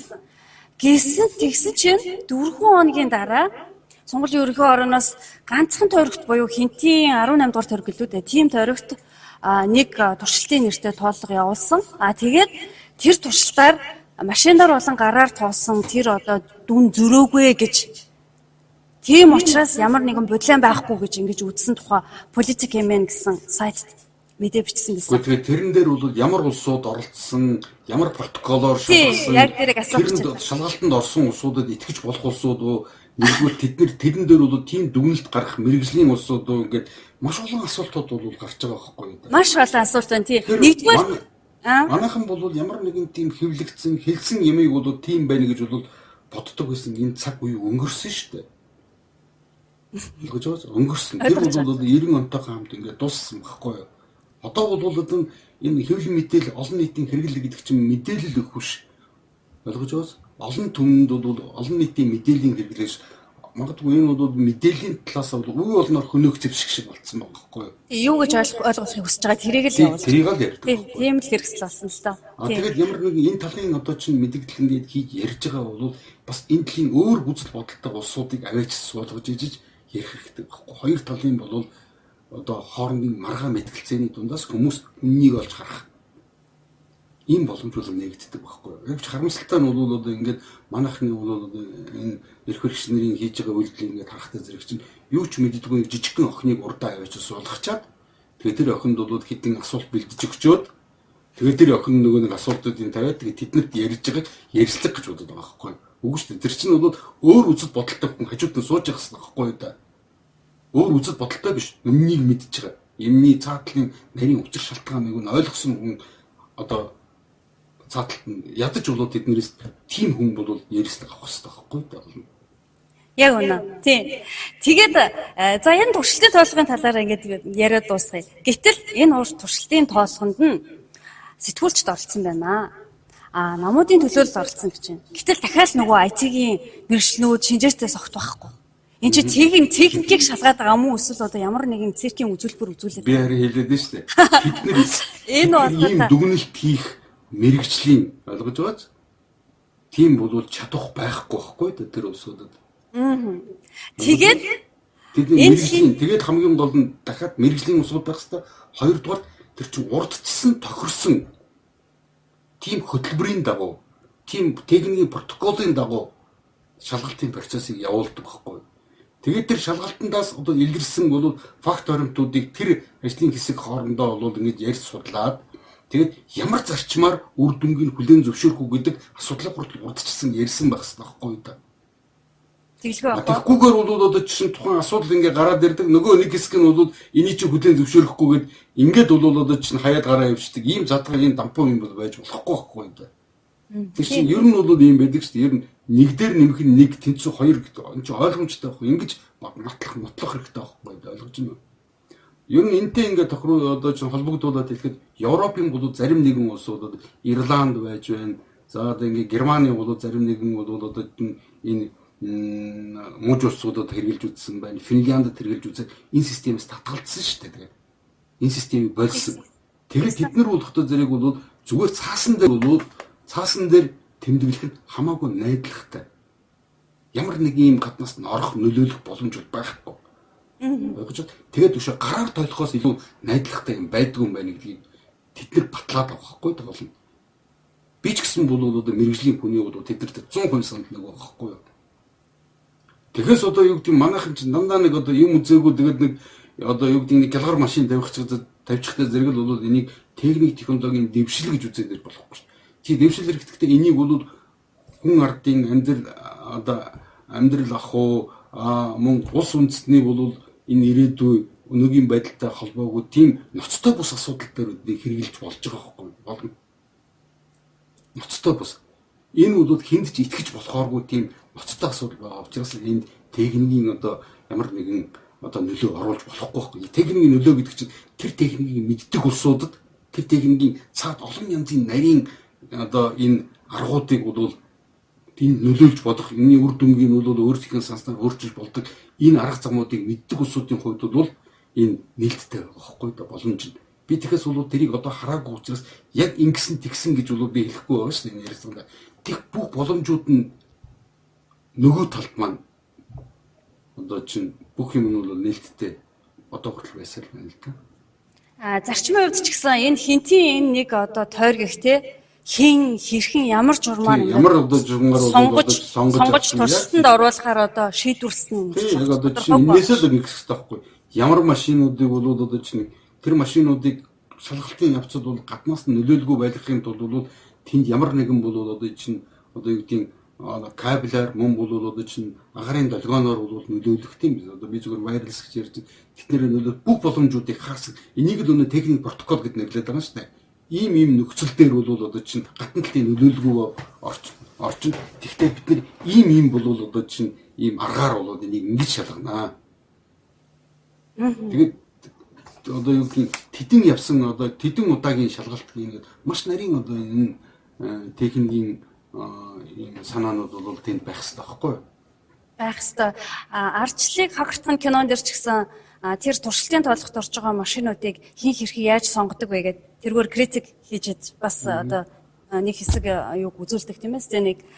За 2015 оны 12 сарын 14-ний ардчилсан намын бүлгийн урал дээр сонгуулийн ерөнхий орноос мэдээлэл хийхдээ хар машин буруу тооллоо гэх санал гомдол бидэнд ирж байгаагүй. Хяналтын тоолгууд бүгд нийлж байсан гэж мэдгдсэн байна. Би харин түрүү хэлсэн шүү дээ. 12 оны сонгуулийг ингээд тэр тухайн одоо үед энэ киног зургатаар нэг 2-3 одоо сувгаар явсан шиг санагдчихэв. Мөн бол интернет дээр тавигдсан байсан хэрэг олон улсууд ингээд үзэж ялангуяа тэдний талаас би ямар нэгэн сөрөг хүчний талаас бол тийм одоо тэгэхээр яриа одоо гаргах болов энийг бол бас ард түмэндээ хамгийн гол нь энийг бол үндсэндээ тийм байсан гэдгийг батлах нотлохыг бид нар шаарддаг байгаа шүү дээ. Тийм биз? Тийм учраас бид нарт баталгаа нотлохоо байхгүй учраас бид нарт хардах сэтгэл төрөөд байгаа байхгүй юу? Хамгийн гол нь 2015 хоёрдугаар бүх тэр техникийн боломж нь бол нөгөө талд бол бүрэн бүх юм нь бол нээлттэй байгаа учраас бид нар юм нэтгэхгүй байхгүй. Тийм 2015 онд сонгуулийн ерөнхий хороо ингэж мэдээлэл хийсэн байна. Гэтэл 2013 оны 6 сарын 7-ны Zone-MN сайтад тавигдсан мэдээнд болохоор намуудын болон төрийн бус байгууллагын нэр бүхий төлөөлөл байлцаж нийслэлийн хэмжээний санал тоолох хар машины 341% хувьбараар шалгаж үзэхэд хар машин шалгалтанд тэнцээгүй байна. Туршилтаар 3 нэр дэвшигчийн нэрийг гурвууланган дугуулсан хүчингү 1 саналын хуудсыг хүчингү 3 саналын хуудас гэж уншиж байсан. Мөн 3 эрцээр бүртгэж байсан. Тэгээд цоосон, балалсан, нугалсан хуудсуудыг уншсан, ийм хуудсуудыг хүчинтэйд тооцсон гэд олон зурчил гарсан байна гэж бичсэн байна. 13 оны мэдээ. Тэгтэл 15 онд манай сонгуулийн ерөнхий болохоор ерөөсөө манай хар машин буруу тоолоо гэсэн санал гомдол ирээгүй гэж хэлээд байгаа тийм. За энэ саяны энэ хэлсэн 341% хувьбараар шалгасан энэ шалгалтанд Монгол Ардын намын Б долгор тэргүүтээ төлөөлөл Ардын намын төлөөлөл ариун болд, медиас төрийн бас байгууллагын төлөөлөл их жаргал, Монгол Ардын Урсгал намын төлөөлөл даргын зөвлөх Батбаяр нарын хүмүүс байсан байна. Энэ хүмүүсээс тэгвэл би ингэж асуумаар байх юм. Та бүхний тэр шалгалтын тайлан протокол юу н хаана бүртгэгдсэн бэ гэж. Яагаад сонгуулийн хороо, ерөнхий хороо ийм юм яриад байна. Тэд нар улсууд чинь саяны чиний хэлсэн нэр бүхий улсууд тэд нар энэ техникийн асуудал дээр бол үнэлт дүгнэлт хийх эрх бүхий усуд биш байхгүй да. Гэхдээ гурван тэдний бол одоо чинь намаас нь томилсон байж болно. Гэхдээ шалгалтанд тэнцээгүй гэсэн тэр тайлан протокол нь хаана вэ нэ? Яагаад сонгуулийн ерөнхий чухал. Тий, энийг л би одоо гайхаад байгаа. Эхнээс нь тэр усуд ямар нэгэн тайлан үзүүлж болох хэдий ч тэр усуд тэр тайлан бичих мэрэгжлийн хувьд чадахгүй байхгүй да болно. Ойлгож байгааз? Тийм, зөвхөн намын төлөөлөл компьютерийг нэг багш, нэг эмчээр чи шалгуулчих гээд байгаа шүү дээ. Олон одоо зүгээр жишээ авч шүү дээ, тийм үү? Тэгээ тэр улсууд энэ компьютер ямар нэгэн бол ноогон байна гэдгийг чи бич гэж байгаатай яг адилхан байхгүй юу? Тийм учраас бол тэр улсууд асуудалд манайхан бүр дэндүү гэж хэлмээр тийм гинэн гомоо ханддаг байхгүй юу болно. Энэ бол бүр манайхны хувьд бол бүр дэндүү юм одоо байдал хөргөчөд байна л да бидний. Ер нь бол тэр энэ хяналтын тооцоолго, шалгалтын тооцоолго гэж ингэж туршилтын тоолго энэ төр гэж энэ нэрлээд байгаа зүйлүүд чи чухам ямар зүйлийн ямар арга залтай гэдгийг бол та бүр нэг нийтлэлтэй бүр ингэж бичсэн байдаг шүү дээ. Тийм. Жишээ баримттай. Та тэрнийг санаж гин үү? Тэрнээс ганц хоёрыг дурдж болох уу? Болоргой. Тийм. Тэр нь би харин түрүү хэлсэн шүү дээ. Тэрэн дээр болохтой зэрэг бол энэ өөрөө бол одоо чинь тэр санал болоо тоолдог машин дотор нь тэрийг өөр болгоод тоолчдаг. Хүмүүсийн өгч байгаа саналыг нэг одоо жишээ нь нэр дэвшигчийн саналаас нь тодорхой санал хасаад нөгөө нэг одоо чинь юун дээр нь нэмчдэг те нэр одоо чинь нэр дэвшигчийн санал дээр нэмчдэг. Тэгсэн мөртлөө бол ерөнхий дүнгээр бол бариад байгаа мөртлөө доторхын нэг харьцааг нь өөрчлөд идэг. Нэг юм арга байна. Хоёрдугаар гаргахад нь ч ингээд дахиад хэлэхэд бол мөн тэр саналуудыг одоо флаш гэж бол картриж гэж нэрлэдэг байгаа тийм үү? Одоо тэр санах хойн байгууламжууд хийгээд төв машин руу зөөдөг тэр флаш дотор нь бол бас бодлуулдаг програм хийсэн биз дээ. Флашын дотор ажилладаг програм хийсэн байгаа байхгүй юу?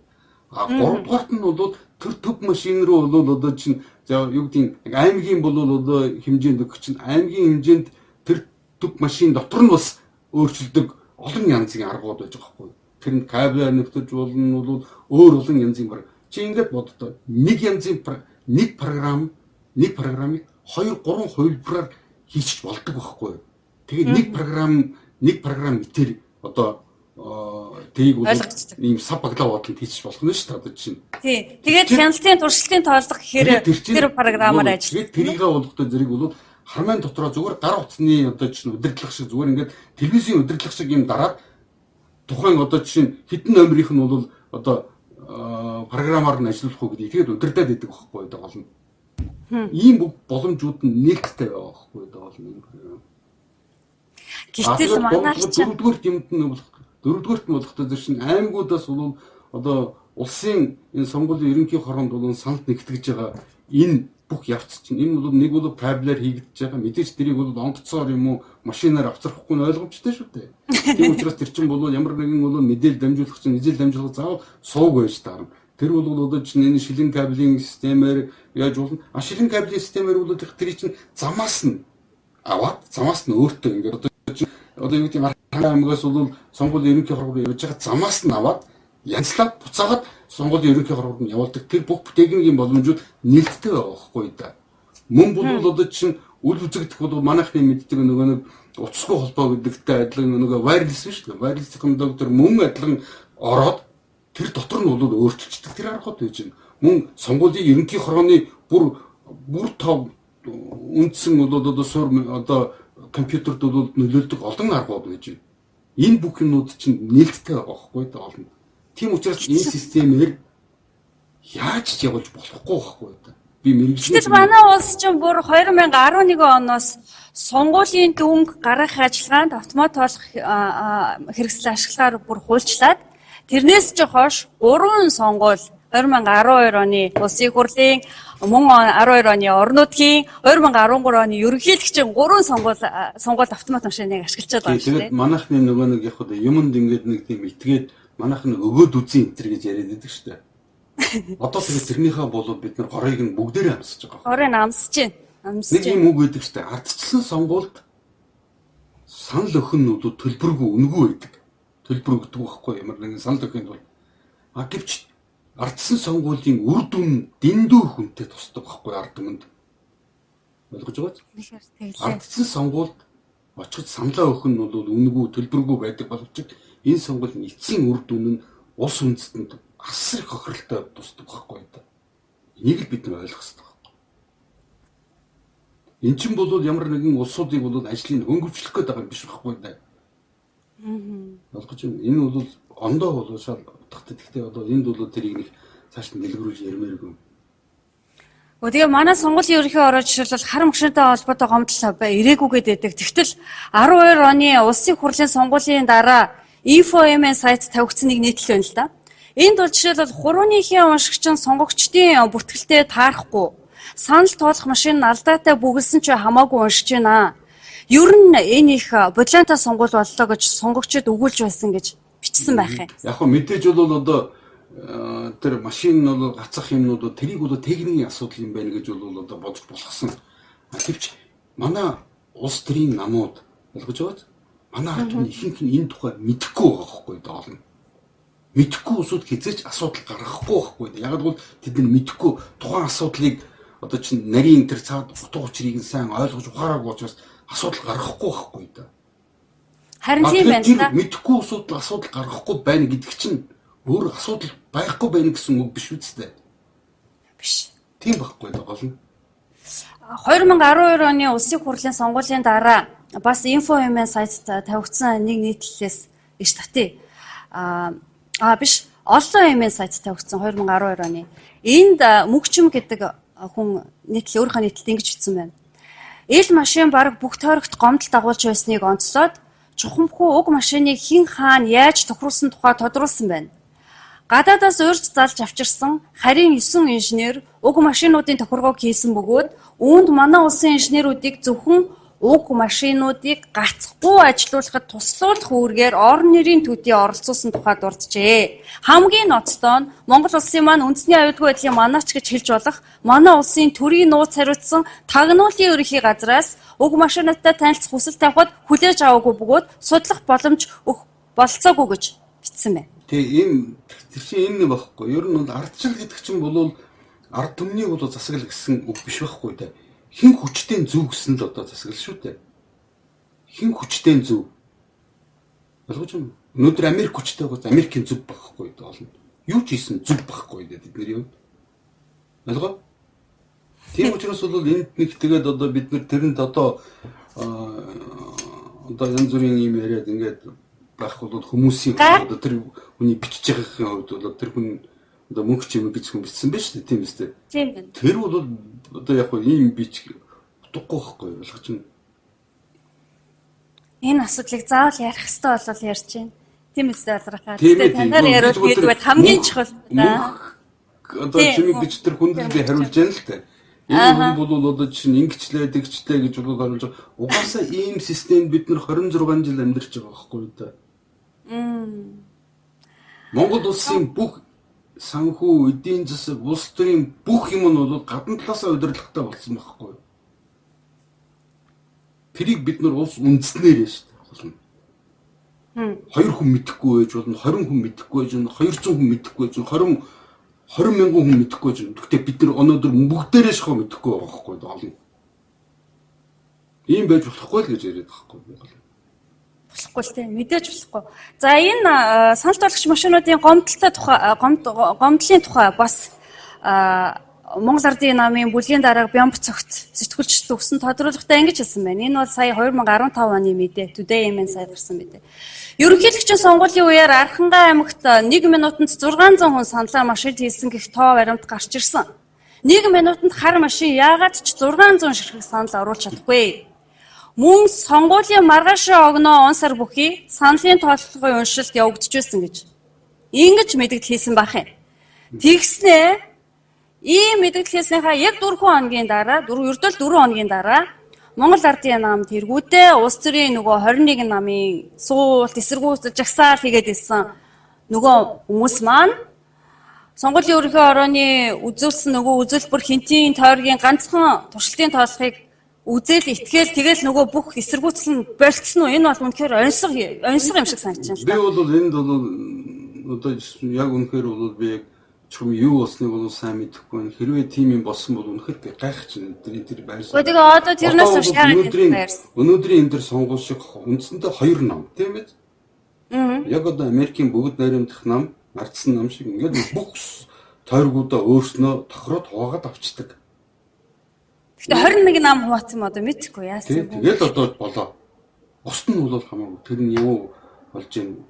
Тэгтээ зэрэг чинь бол бид энэ бол мэдээ тэрүүгээр бол одоо юу гэдгийг ардын нам ардсан намаар бол дуусчихгүй шүү дээ. Энэ чинь Монголын ард түмний өчүүхэн багахан хэсэг нэг байхгүй да. Тийм. Энэ бол зөвхөн нэг удаагийн сонгуул биш. Айгуул бол намайг одоо ингэ зарим улсууд ярих л болтой. Энэ чинь сонгуулийн одоо үр дүн одоо чинь өмнө энэ төр одоо бий болох гэж байна гэж үгүй байхгүй. Энэ чинь энэс нөхцөлтэй асуудал байхгүй. Монголын төр засгийг болгож байж. Ийм байдлаар бүрдүүлж болохгүй. Энэ байдлаар бүрдүүлнэ гэдэг чинь сонгогчдын тэр ардчлалын бол үнэт зүйл болох тэр сонгогчдын дийлэнх холны саналыг аваагүй хэсэг бүлэг улсууд төрийн өндөрлгүүдийг эзлэх төрийн албанд өчнөө олон улсууд халт солигдох үндслэл нь болчихж байгаа байхгүй юу? Би нэг л хэлээд байгаа байхгүй болно. Тэгэхээс бол одоо чинь сонгуул явуулж болно. Яг бид нар бол одоо ингээд явуулдаг юм хөт чинь одоо тэд нар бол өчнөө одоо ингээд олон янзын аргууд бол өнөөгийн одоо техник технологийн дэвшлийн үед байж штэ.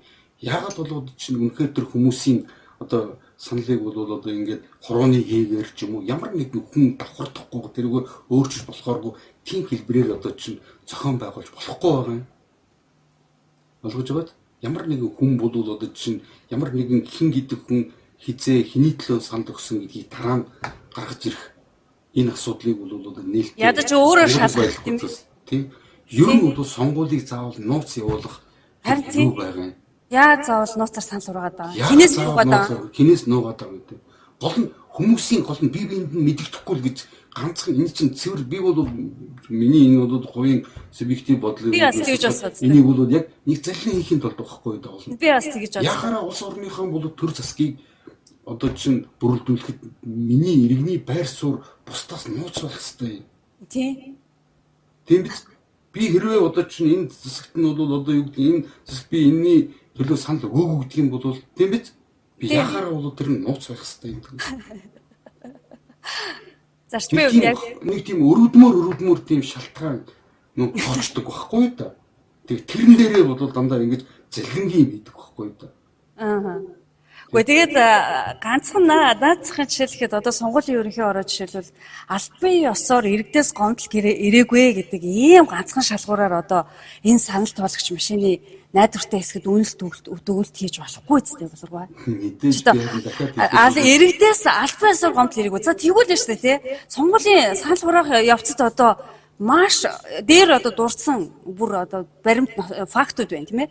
Иймэрхүү баримт фактууд илрээд байж хахад жирийн иргэд нь өөрсдөө за саналаа биш нөгөө одоо гомдлоо гаргаж мэддэггүй юм байна гэж бодъё л та. За одоо чадахгүй байна. Тэгэж одоо албан ёсоор яаж гомдолт мэдүүлэхээ мэдэхгүй байна гэж бодоход тэр сонгуулийн үйл ажиллагааны үйл явцад одоо хяналттай хүүрэхтэй сууж исэн нөгөө шинжээчд, нөгөө ажиглагчид, нөгөө даамлууд билүү. Одоо шинэ нэг тийм нэр гарсан шүү дээ.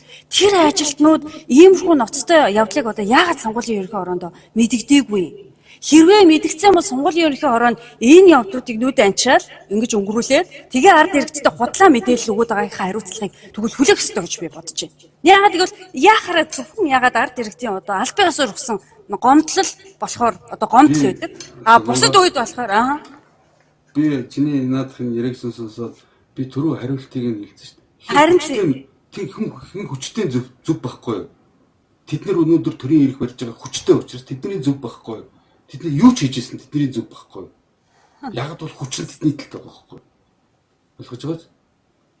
Тийм учраас бол энд бол хүмүүс манай иргэд бол төвөгшөөдөг, зарим залхуурдаг, янз бүрийн бас шалтгаан байж болж байгаа байхгүй. Нөгөөлөختөө энэ нь угаасаа тэд нар одоо чинь гомдол санал гаргаагүй гэдэг чинь асуудал байхгүй гэсэн үг биш байхгүй да. Болно. Энэ бол үнэхээр бухимдмаар. Тэгэхээр бол одоо Монголын одоо энэ мэрэгжлийн усуд байна шүү дээ энд чинь. Энэ дээр бол шинэ энэ програмд бол энэ машины ажиллагаанд бол үнэлт өгөх тийм хараат бус. Одоо техникийн экспертүүд, шинжээчид байна шүү дээ тийм үс. Тэгээд би эцэстний энийг бол ингээд дүгнэлт хэлэхэд юу гэж хэлэх гээд нэрэхээр ер нь техник технологийн дэвшил гэдэг чинь ийм чухал юмд хэрэгжилж болдгоомаа л гэдгийг хэлэх гээд байхгүй да. Ийм чухал юмд бол одоо цаасан дээр хийгээд гараараа имрээ тоол ойлгож байгаа. Хамгийн баталгаатай найдвартай. Хамгийн баталгаатай байхгүй. Жилдээ 4 жилдээ нэг удаа явж байгаа сонгуультай бол хичнээн цаг тоосон, хэдэн өдөр тоосон чи яадгийн тэр чи яг бол тийм чухал юм байхгүй даа болно. Ойлгож байна? Тэгэхээс тэнд бол одоо чинь одоо юу гэдгийг тоолохоос залхуурдаг. Манайх чинь хичнээн олон 100 сая, манайх 100 саятай улс биш шүү дээ. Ийм одоо чинь сонгуулийн машин авах ямар ч үндэслэл манайд байхгүй байхгүй.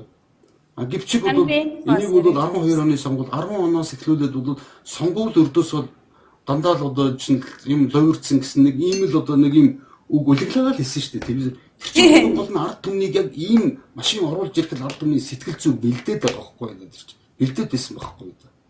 Харин тэгж л одоо харагдчихээн л та. Тэгж байгаа байхгүй. Зориуд байхгүй энэ чинь. Нилээн бол тэгээ манайханд энийг бол манайхан зааж өгөөгүй байхгүй манай дахад. Манайхан өөрснөө манайхаас гарсан санал биш байхгүй манай энэ удирдлагч. Энд чи гадна талаас нь зааж өгдөг байхгүй юу? Ойлгоо? Тэгээд алдаатай ажил бол одоо чинь машиныг манад шахчихж байгаа байхгүй юу болно. Тэд нар чинь бол шахаад мөнгөний ашиг хэмжээ олчлоо. Хоёрдугаар тэр машинаараа дамжуулаад Монголд өөртөө хэрэгтэй улсуудыг төрийн толгойд гаргаж ирэх бүх одоо арга замаа нийцэж байгаа байхгүй юу? Өнөөдрийн одоо энэ улсууд хөрх гэнэн улсууд ингээд бүх цаг чадлаа өмч хөрөнгө мөнгөө зарцуулаад одоо ингээд сонгуульд зарцуулгаа ийгээд мэдгүй яг бид ихтэй бол би гол нь энийг дахиад хэлэхэд бол энийг би яг хажуугаас нь хэлж байгаа одоо харж ирсэн биш шүү дээ. Гэхдээ энэ боломжууд бол бүрэн байна нөгөө талд маань байна гэдгийг л би хэлээд байгаа байхгүй юу? Харин тэгээд энийг одоо олон улсын практикт тийм ээ бусад улс орнуудад гарсан өөр адил төсөө ямар одоо асуудлууд байна энтэй холбоочлолтой ярьж байгаа шүү дээ тийм ээ ер нь ийм боломж байдаг. Би дахиад хэлэхэд Европын хэд хэдэн улсууд хэрэгжилж үзээ. Ер нь эн чинь бол олон улсууд яг 30-аад улс бол улсуудад ийм электрон одоо машин бичүүлсэн машин. Тийм сонгуульд бол одоо хэрэгжилж үзсэн, туршиж үзсэн гэсэн ийм мэдээлэл байдаг л да. Гэхдээ тэрний бол ихэнх нь талаас илүү хувь нь Америкийн нэгдсэн улсын өөрийн нөгөө холбооны улсууд таахгүй. Холбооны дээр улсууд статут гэж манайх ярьдаг шүү дээ, тийм үү? Тийм. Стейтүүдтэй хэрэгжилж үзсэн ийм байхгүй гэдэг чинь. Америкийн нэгдсэн улсын тэгээд ер нь дэлхийн мөнгөрцгийн одоо чинь 200-аад улсуудын 10 хэдхэн нь бол хэрэгжилж үзээд энэ чинь болохгүй юм байна. За Оросч гэсэн бол өөрийн одоо энэ электрон тоолох машин байдаг байхгүй. Гэхдээ тэд нар чинь өөрийн үйлдвэрлэлийг ойлгож байгаа. Өөрснөө програмыг бичсэн програмаар өөрснийхөө сонгуулийг явуулдаг байхгүй. Энэ хоёрын хооронд алд дэлгэм шиг заяа байгаа шүү дээ. Энийг бид нар ойлгож ухаарах хэрэгтэй байхгүй таавал. Тэгээс хин нэгнийг буруутгахтай биш байхгүй. Буруутгахч бас одоо үндэслэл байна л та. Жишээлбэл одоо манай Зандаа хүүгийн их болт улсын их хурлын дарга маань бас ингэ хэлсэн бах. Энэ бол бүр аимшигтай. Би энийг бас бүр гайхаад байгаа.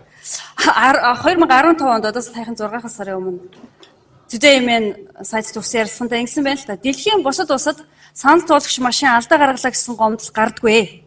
Яагаад гэвэл хар цагаан цэгийг туулах машин алдаа гаргах боломжгүй.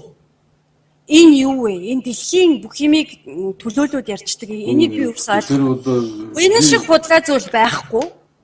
Интернетээс мэдээлэл хайж олох боломжтой орчин цагт санал туулагч машин алдаа гаргасан гэсэн дэлхийн бусад орнуудад гарсан төмөн гомдлыг зөндөө олон их сурвалжуудаас үзэж болно.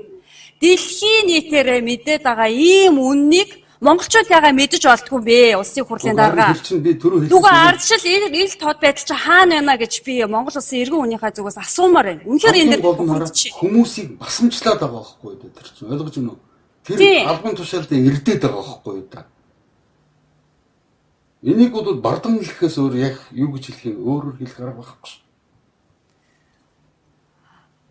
Энэ бол үнэхээр эмгэнэл.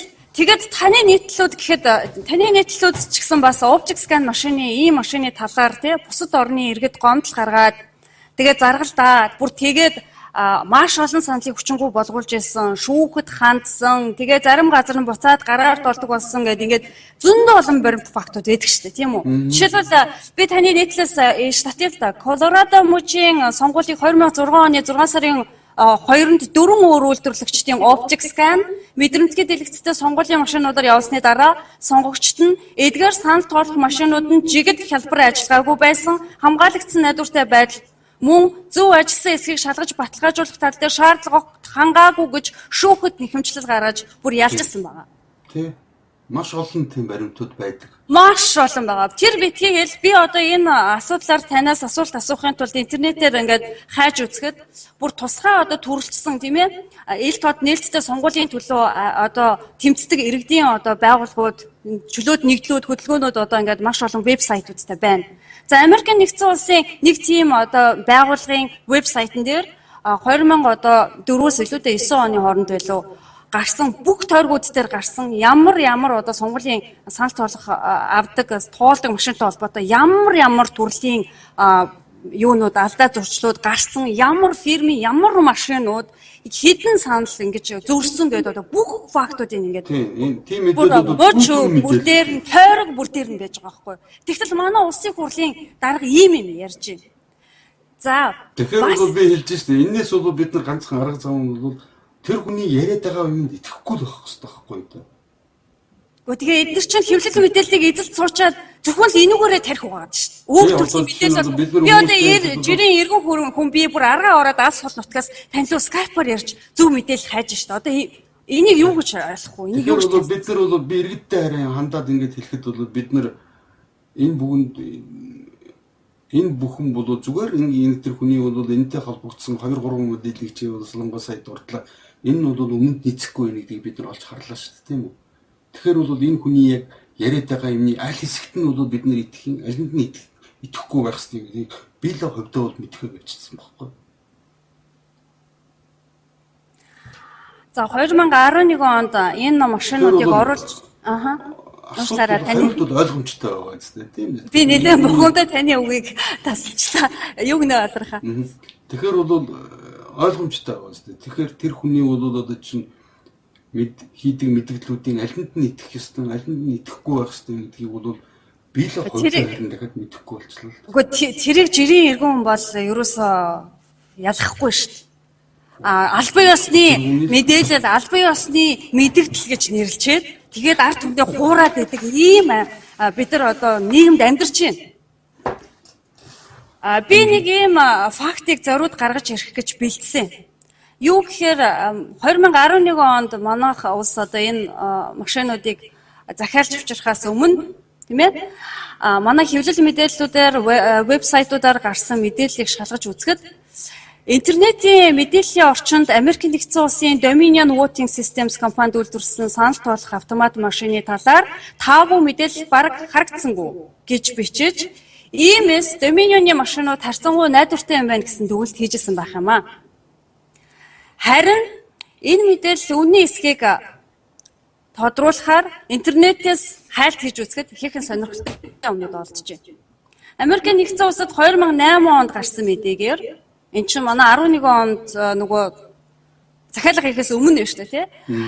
Нью-Йорк мужид сонгуульд хэрэгэлсэн Sequoia компанийн үйлдвэрлэсэн 1500 оптик скан машины 50% нь сонгогчдын саналыг буруу тоосон тухай баримт бүхий нэг нийтлэл боллоо би.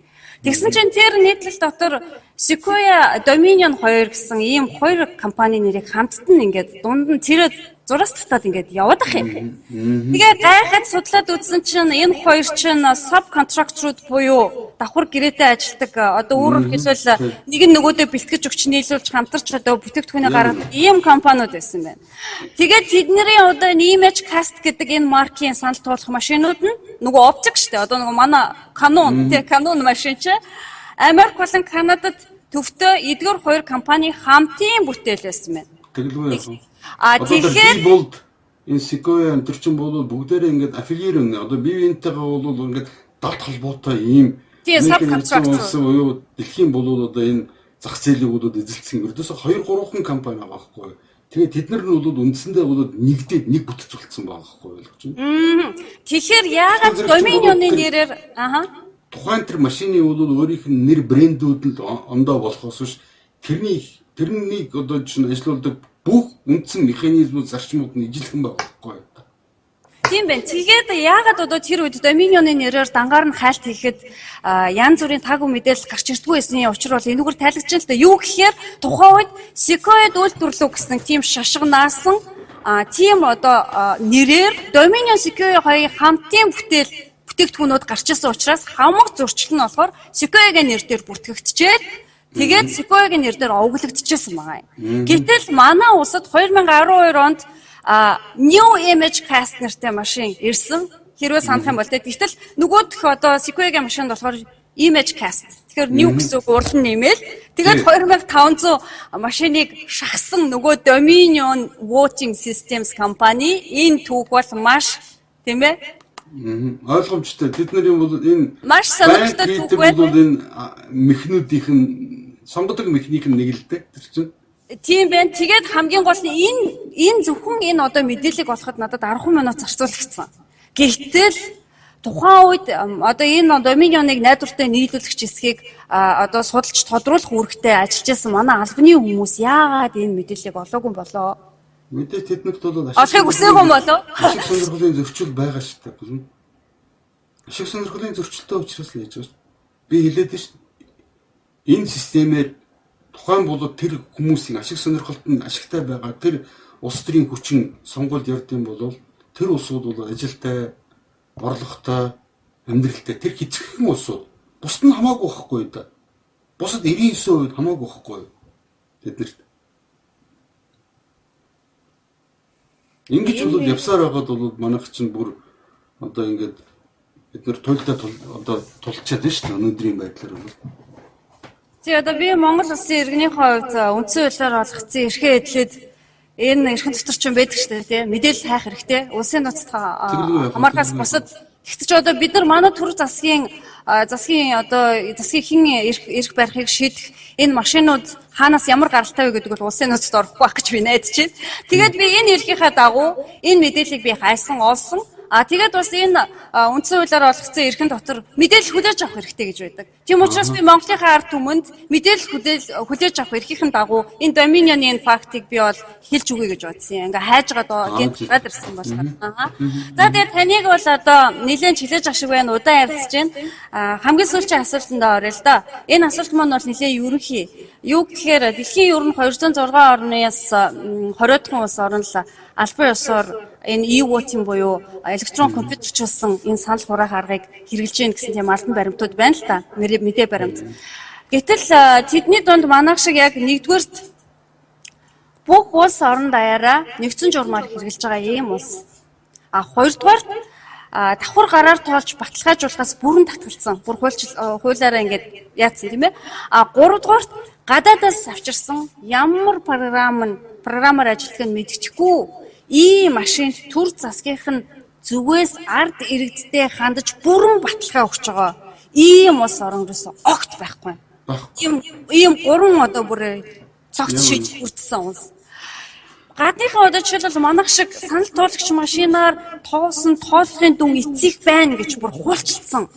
Тэгээд дараа нь улсад байхгүй. Хуулинд ингэж заасан тул гараар туулахын ач холбогдол байхгүй гэдээ манай улсын бүтээн дараах шиг нэгэ хэлждэг. Чи бол ерөнхийд нь бол бас харж л байсан байх. Манайхан бол хуулийг яаж хилцэж, яаж баталдаг вүлээ.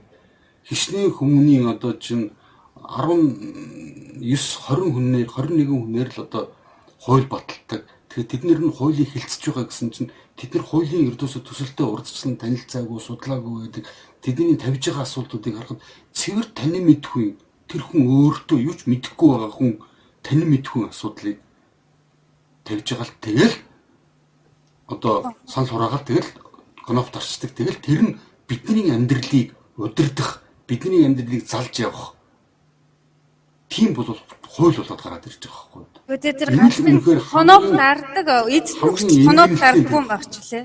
Эцэст нь хүртэл өөрсдөө коноп дардгүй юм багч. Зарим тийм баг. Ингээл тэнэл ингээл дундуур нь ингээ бүгдийг дараад явж байгаа. Зөндөө бичиж байгаа шүү дээ. Энэ бол бүр аим шиг. Тэгээд хамгийн гол нь биднэрт чинь манайхыг хууль дээдлж ажил тийм биз? Хууль дээдлж ажил гэдэг ингээд тулгаад байгаа шүү дээ. Мэдээж хууль дээдлэх ёстой. Ямар хуулийг юуг хуульчлаад байгаа вэ? Тийм, юу хуульчилчаад байгаа вэ? Үнэхээр бол одоо чиний одоо ингээд тодорхой жаахан бухимдлыг бол би ойлгосон. Би ч гэсэн бол бас бухимдж байсан. Гэхдээ үнэхээр хэлэх үг байхгүй байхгүй. Үнэхээр тийм байна. Тэгээд одоо ингэж хуульчилчаад дараа нь одоо манай улсын хурлын дарга чинь болохоор Нэгэнт хуулинд ингээд заасан учраас одоо ерөөсө гараар туулах ач холбогдол байхгүйгээд шууд албан ёсоор мэдэгдсэн. Одоо бол мэдээж ингээ гараар туулахгүй нь. Тэгэж ингэж одоо харин одоо хар машинд улс орныхоо олон түмнийхөө хувь заяаг даатгахдаггүй өөр улс орнууд бол тэгээд ч энэ электрон санал туулагч машиныг зөвхөн төр тэгээд хэсэгчсэн хугацаагаар ингэж хэсэг газруудтай ингэж туршиж үзэж байна гадаадынхан бол. За манад ямар ч тийм туршилт тэгэж туршилт хийж явах үедээ тэр туршилт хийж явах үедээ заавал дахиад гараар баталгаажуулж тоолж юм. Би одоо гадаад баруунд амьдарч байгаа хүн те. Тэгэхэд бол энэ эдний одоо мэдээ ингээд юг харахад бол ийм байна. Факт. Тэгээд Европын их улс орнууд бол таны түрүүний хэлсэнчлэн өнөөдрийг хүртэл ерөөсөө саналын хуудасуудыг гараар тоолохыг бол хамгийн найдвартай тооцсон. Хизээч энэ e-voting системийг ерөөсөө огт сонирхож ч байгаагүй, ерөөсөө энэ тухай дуртахч хүсдэггүй юм орнууд зөндөө байна. Тэд нар бол ийм сонгуулийн одоо электрон санал тоолох машиныг худалдан авч чадахгүйдээ биш байхгүй да. Тэдний хамгийн гол нь улс орныг бол одоо улс орны төр засгийг сонгуулиар бүрдүүлнэ гэдэг чинь ардчлалын үндэс нь. Тийм биз? Нэгдүгээр, хоёрдугаар энэ нь бол дэндүү чухал асуудал байгаа учраас өөр улсад үйлдвэрлэсэн. Өөр хүмүүс бичсэн. Тэгээд ээж шалгаж болтгоо. Тэгээд биш шалгаж болтгоо. Ийм програмаар төр засгаа удирдна гэдэг чинь бол одоо бүхэл бүтэн ард түмнийхэн хувь зээг харийн улсуудад өгцөнтэй адилхан байхгүй да. Чанар. Тэгээд би өнөөгийн энэ улсуудыг ингээд яваад байгааг гин хараад ингээд би зүгээр ажиглаад ингээд харж байгаа. Үнэхээр надад хэлэх үг олдохгүй байхгүй үнэндээ. Надад ч гэсэн маш харамсалтай. Тэгээд бол одоо чинь үнэхээр Монголын ард түмний төлөө бол үнэхээр ямар нэгэн тийм зүрх сэтгэлийн өчүүхэн ч гэсэн бол юм үлдээгүй юм шиг санагддаг байхгүй юу? Гадаад улсад одоо ингээд ийм улсуудыг бүр шигшээд авсан юм шиг санагддаг. Бүр шигшээд, бүр шилээд сонгоод цуглуулад авсан юм шиг.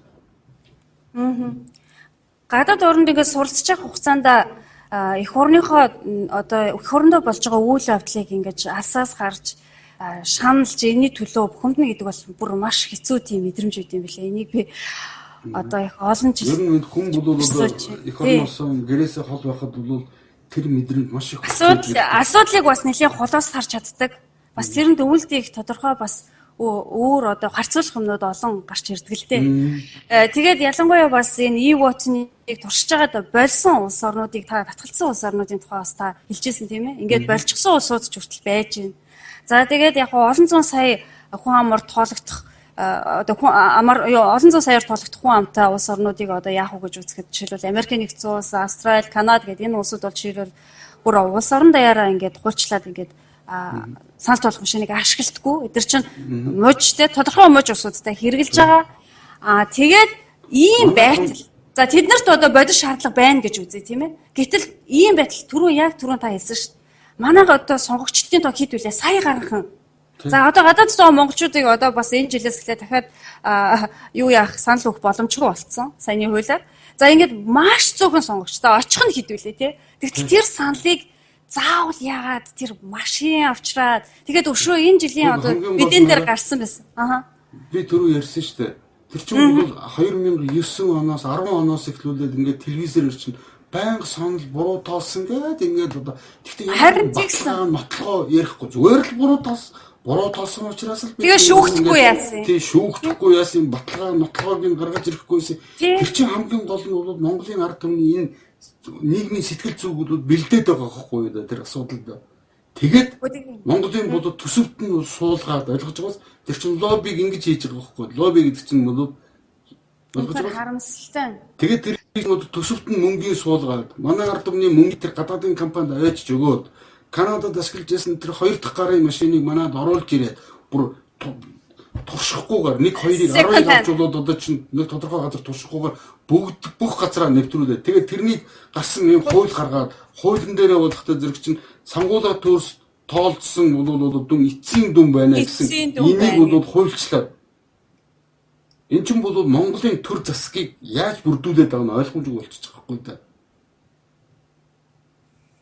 Тэгээд тэр нөгөө нэг бэлдсэн гэдээсэн шүү дээ. Энийг одоо лоббидхад бэлдсэн гэдэг. За тэргээр ч одоо тэгээ зогсохгүй. Одоо бол энийг бүр одоо мунхруулга маягаар ярьж байна. Юу гэхээр манай улсын хурлын би танд их факт хэлээ л дээ. Энэ хинээдтэй байна. Хурх газаргүй болцсон байхгүй юу да. Тэд нар чинь хувьд бол ийм одоо босхийг бүшээ аль хэдийн давцсан байхгүй юу да. Имийг залруулж болох. Улсын хурлын гишүүн Цэ оюун гэрэл ингэж хэлсэн бахаа. Гараар толдог байхдаа нийгэмд байнга замбраагүй байдал үүсгдэг байсан Киргиз улс одоо бүр өөрийнхөө улсын хэлийг давлаа. Киргиз улс манай улсаас хар машины туршлага судалж 50 замаар сонгуул хийдэг хэлбэрлүү шилжсэн гэх мэтээр арсан.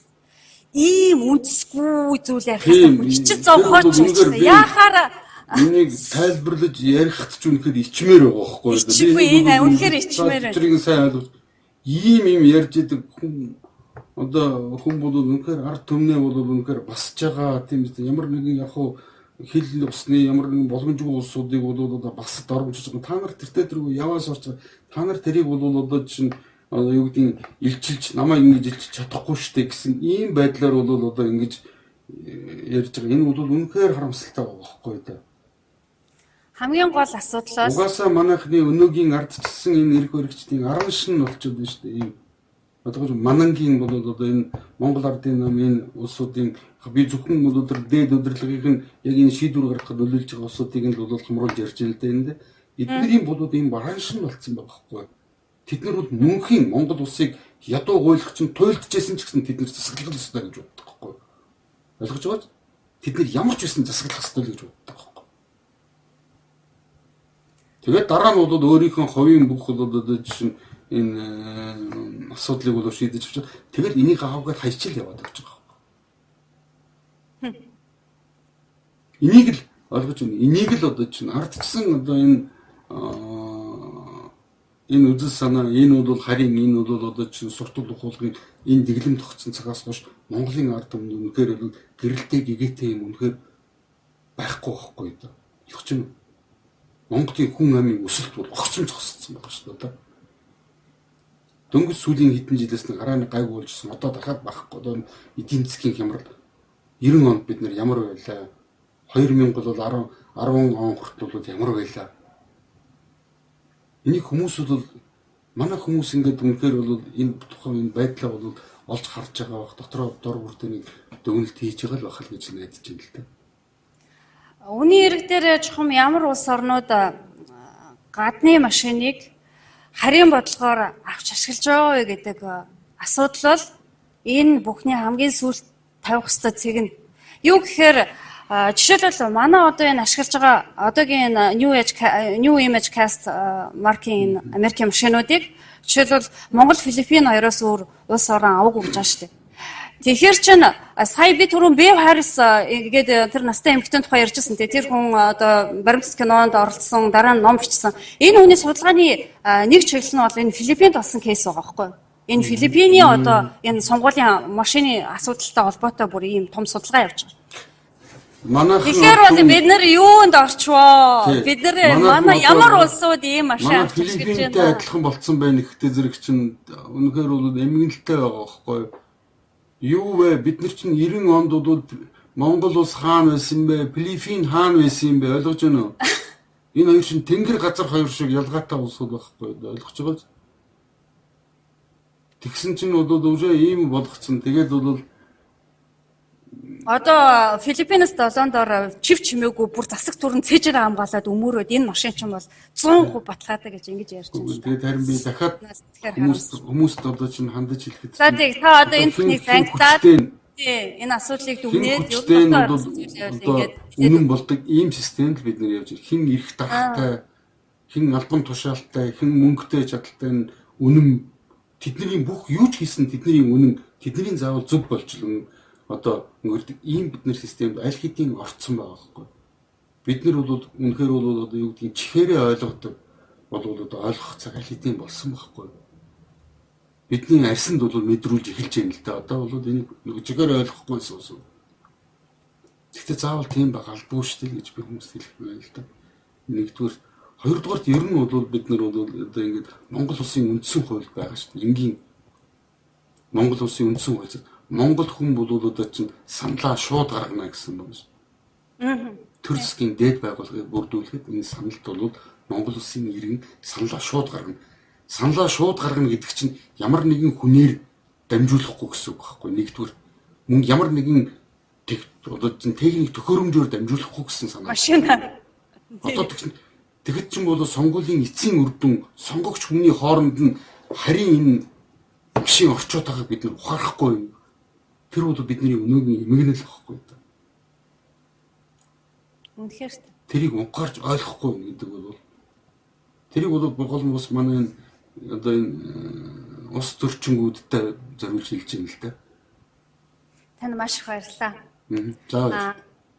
Үнэн үнийг ямагт учир шалтгааны холбоос үнд сурвалжаар нь тайлбарлаж ухаарлас ихээр л өвч байдаг эрхэм хүнд болортой нь монголчуудынхаа зүгээс, залуусынхаа зүгээс гүн талархал илэрхийлье. Таны ажил амьдрал хамгийн сайн сайхан бүхнийг хүсье.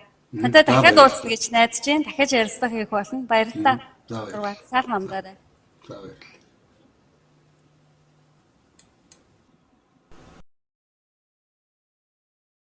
Thank you.